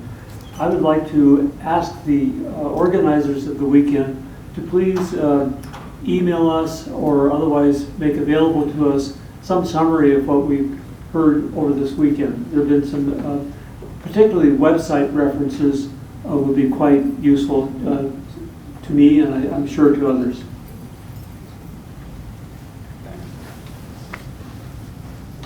Thank you for that. I can just respond real quickly, and I'll reiterate this before we wrap up this afternoon.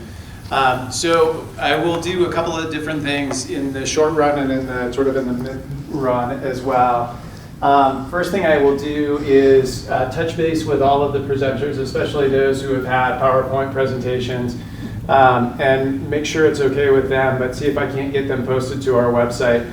And I'll send out an email to all of the participants with a link to that site so you can come and find these.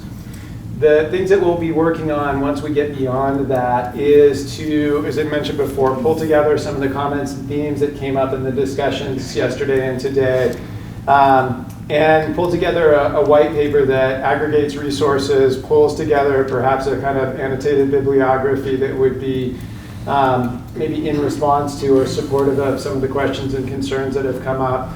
I will likely, this is a little forewarning to the panelists that have been, taking part in the last day or two, reaching back out to them to see if they have other references, other resources that they think would be useful to folks as well. So we'll compile that and we'll distribute that white paper to everybody here. We'll also make it available on the website so other folks can get to it.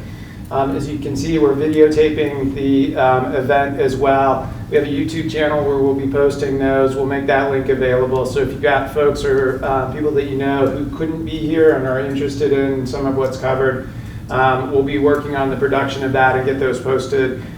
Generally, Rusty's pretty fast, so that'll happen real quickly. Sorry, I don't mean to put you on the spot. So all of those will be available afterwards. If any of you have questions or particular requests, please let us know. And I'll sort of remind you of some of this before we go today, but that's what our plan is. Well, I have a question For me? Go ahead. Oh, sorry. Thanks, Haley. That was good. I've got a question about grasscast. Yeah. It was initially parameterized with data that didn't go north of northern Colorado, maybe southern Wyoming. It left out Montana in general as part of that. Is there any vision for updating that with new data? Yeah, we're working on it. We just hope Bill Parton doesn't retire, but it's like a race. But yeah, and also to go to the west slope. So we don't have grass cast for any county that has more than 50% trees either. So, but yeah. We've been reluctant to push it. It's set up nice, but without having the data from Montana, it's a little tough to. Yeah. I appreciate that. I will bring that back to the team. Thank you. Oh, Vince had a question. To wait, sorry, it's awkward. Back to your chart that had the large rain day events. Yeah. What are you just basing that getting larger and bigger because we're seeing more of them now, or have continued to see more of them, or is there some other tool that you're looking at that says this is going to continue and get more variable or more dramatic in the future as well? Yeah, that's a good question. So I think we would expect more of these based on what we see is changing in the Earth system. So those more variability and more frequency of extreme events is the general. Based on past experiences, or are you looking based on models? So this is just observed data. So when I say if this is what's happening, we observe a shift to a higher number, let's think about that as a new normal. There's no modeling data in this figure. I'm just saying if we find ourselves on this shelf, that's where we are. Yeah. Would we expect more extreme one-day rainfall events across the whole US? Yes, but what does that mean? We're probably not going to get a lot of them in New Mexico. We might see shifts up here that are wetter. So it's of course spatially variable and variable within the season. So I don't mean to generalize too much, but yeah, just if we find ourselves here, what does that mean is all I'm really saying with this. We're finding in our area, and I assume it's similar elsewhere, we're not seeing these broad 2 or 3 rain day events that cover 100-mile radius areas anymore. We're seeing these very localized half-mile little storm here, storm here, storm here, and it misses. I mean, you almost have to have a weather station on every section is how spotty it is, and just across our farm for that matter. And anyway, just an observation. Yeah, so like what does a single day, what does that mean and where is of course the question with this kind of data. And I was hesitant to put something that's national up here, but it'll rain 1 inch in my mailbox, and a half-mile down the road it's dry. Yeah. So yeah. That's a good observation. Thanks. Do you want Bruce? Do you want to say something about that? I just wanted to say that it depends on how you define an extreme event. Yeah. I assume that's probably 2 standard deviations up of the normal or mean. Is that using the 30-year normal that Weather Service uses, or is that 50, 10? I'll have to check. Actually, it's a good question. That makes a big difference. Yeah. That's just the temporal part. Certainly, the spatial piece is really important as well. Anyway. Just a quick observation and question. Everything has been triggered toward drought. However, in our operation, we have a situation where we have excess moisture compared to past, which is giving us problems, and this is range ground, where you're getting saline seep and everything else, and a change in the forage because of excess moisture as opposed to drought. Thought process on that. Yeah, that's great. I mean, the need for a reverse drought monitor, like a wetness trigger, I think that's exactly. So we can put all these ideas together and say, what is too wet? When do you need to know that? Do you need to know if it's going to happen or that it happened? And what is the decision making that happens? And let's have that conversation. I think that's true. I think a lot of our range sciences come out of the Southwest, and drought is the big threat. But if it's wetter and warmer, what does that mean for cheatgrass too? And so there's these different layers of it that we could be thinking about. I'd be curious what folks are already doing to deal with that. This is an example of what you're seeing is as a result of the increased moisture you're seeing a change in the forage, as well as the actual ground and content of that. And as a result of the saline coming to the surface, you're actually seeing water contamination on surface water, where you have to actually provide water to your animals from a well source, so that they don't have issues with the saline.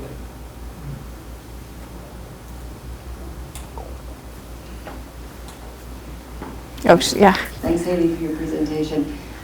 This morning we've heard a lot about the importance of collaboration and sharing information. Can you give us some concrete examples about how you are promoting collaboration, what types of events, how you bring people together? And then my second question was related to, I think, the importance of bringing in qualitative data, but then how do you link the qualitative data with the quantitative, and especially what's coming out of the models? Yeah, that's a good question. So some examples of ways that we've heightened collaboration. We're trying to find ways to pay producers to come. So if we're sitting around the table with Extension and NRCS and ARS, we're all on the clock, and that producer is volunteering his time. Maybe there's a benefit to that grazing association, but it adds up if we want long-term, meaningful collaboration.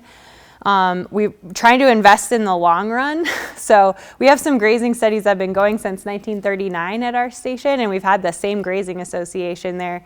So that long-term trust, I'm Haley, I'm not just a range scientist, and so that's been really valuable. And the grant cycle doesn't support that. So ARS is really uniquely built to do long-term research like that, because we're not going anywhere. It would cost more to shut us down than it would to just, so we're there and they know us, and that trust is really key. And that's where we start to see that learning across different types of knowledge. And one thing I've learned is ecologists are really theoretical. Like, they understand the landscape on paper across the Great Plains, but what that means for Section 17 isn't quite there. So the other thing we've done is get people out on the landscape together. We have to balance that. If I drive them by the wrong pasture that says the wrong thing, it's hard to learn what we're trying to point out about the project on the ground. But people are really uncomfortable in this kind of setting to learn from each other and share their knowledge. So if we want producers to be the experts, we have to go to the place where they're comfortable. And there's research that's true with fishermen and all kinds of other people that work with their hands. Let's go to where they're comfortable. We have explicitly talked about funding for facilitation, funding for these soft skills. These leadership skills are really key, and STEM doesn't always emphasize that. And we've explicitly talked about drawing out, how do you see the landscape and the goals, and how do you see it, and where those gaps are. So drawing those mental models or envisioning them and being really explicit about them has been important. And then just a lot of time. And we're also talking about using art to connect those different groups. So cowboy poetry is great. It's super anti-intellectual, anti-academic, and very funny and engaging, and you can describe a lot with a song or a poem that you can't really get at in a paper. So we've done some range science poetry, and with varying levels of artistic quality, but it's been fun. So those are some ways we've done it, but it comes down to funding, and it comes down to sort of sticking around for the long term. The other thing is having it at a big scale. So not doing, we're doing this at the ranch scale. That's been really key. There was another question, but. Qualitative. Yeah, I think it's just those different scales. I guess it's like the poetry. It's like bringing in this different scale of knowledge. It's not, as a constructivist, it's not anymore wrong. Your version of the world is just as true as mine, but it's a different scale of knowledge, and it can enhance the way that we tell the story.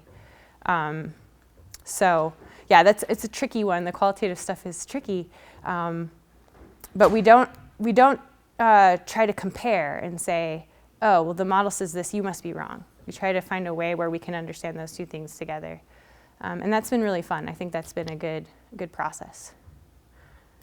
Yeah.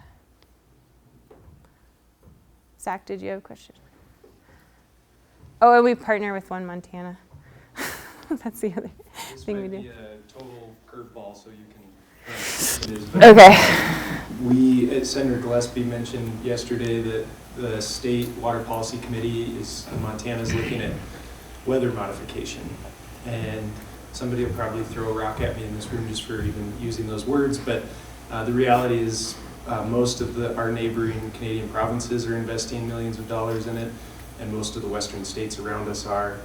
I wonder if the Climate Hub or ARS have invested any time or funds in research around both the impact of weather modification on as kind of an adaptation tool, or whether that's been effective from a research point of view. And the other question is, is there any social science on perceptions of weather modification? That would be so fascinating. I haven't seen anything. I don't know that we're working on anything. And I guess my canned response to that would be that's the value of this adaptive management process, where we might use science to incrementally understand the impacts of that in social, ecological, economic ways without, releasing the beast broadly, although it seems a little bit challenging with what the specific innovation that you're talking about. But no, I don't think we have anything. It would be valuable if there were any literature or research out there that was more objective, because a lot of what we hear from is utilities or private companies that are investing in this themselves. But at least anecdotally in Idaho, it seems that a variety of stakeholders have really bought in. They have farm bureau groups, and cities and county commissions investing in annual weather modification projects. So. Interesting. That was definitely a curveball. That a while back.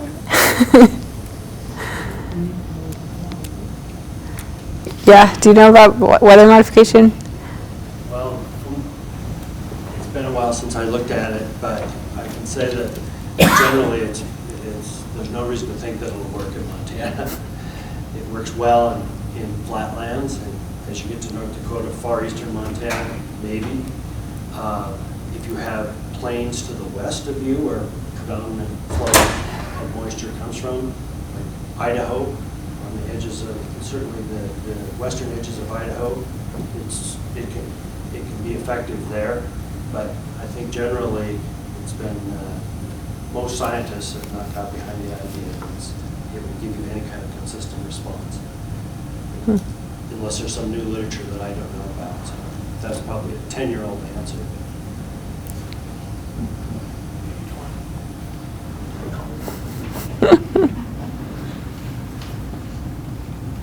Okay, thanks all.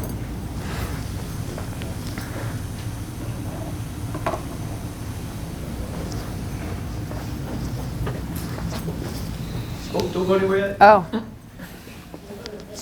So before you wander off, please join me in giving a warm thank you to Haley.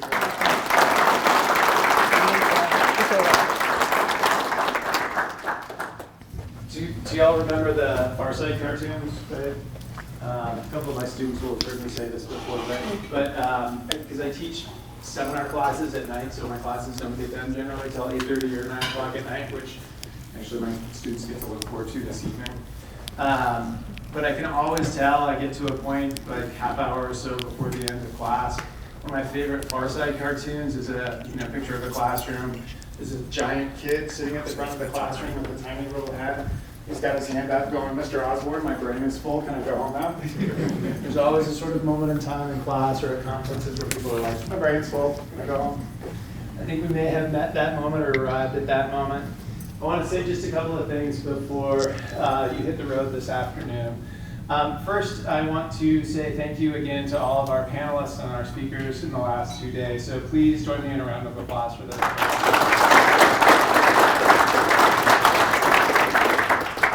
I also want to say thank you again to our partners in producing this event, so the Montana Farm Growers Federation, Grain Growers Association, and Cooperative Extension, MSC Cooperative Extension. Thank you so much, folks. I really appreciate the help.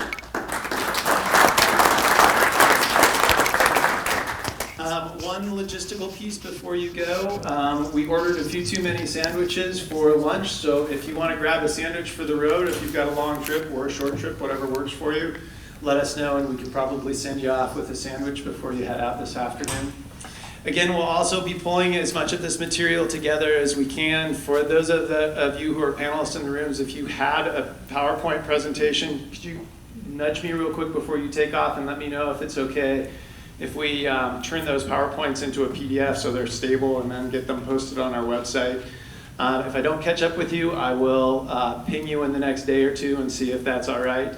Again, we'll be pulling material together and distributing it to all of the contact information for registrants that we've got. We'll be pushing stuff out to the website and posting it to YouTube. We'll give you notices as that starts to happen. One piece that I'll let you know about going forward, this has kind of come up as a maybe a peripheral conversation in the course of the last couple of days, and I know many of you have had the opportunity to attend one of the two Reimagining Rural events that happened either in Harleton or over here at MSU maybe 2 weeks ago. The Wheeler Center Board met yesterday, and our event for our next conference is going to be focused on kind of a continuation of sustaining rural communities. So not quite the same kinds of questions that we've been talking about in the last 2 days, but certainly a variety of ones that are going to be related. So keep your ears and eyes open for that, and we'll be pushing information out as that planning starts to go forward. Let's see. And I think that's all I've got for you this afternoon. As I said earlier today, I love my job because I get to perpetually kind of scratch my curiosity itch. I hope that that is the same for you. Haley, one of the things that she just said a moment ago that I really appreciate is this notion of hope. I talk often to my students and others about the difference between hope and optimism. I would like to think that you haven't lost your optimism, but I am hopeful that you walk away with some hope as well after the course of the conversations in the last 2 days. So thank you very much for coming out and spending time with us. I have enjoyed it. I hope you have as well. And we will look forward to seeing you at some future event. Thank you so much. Take care.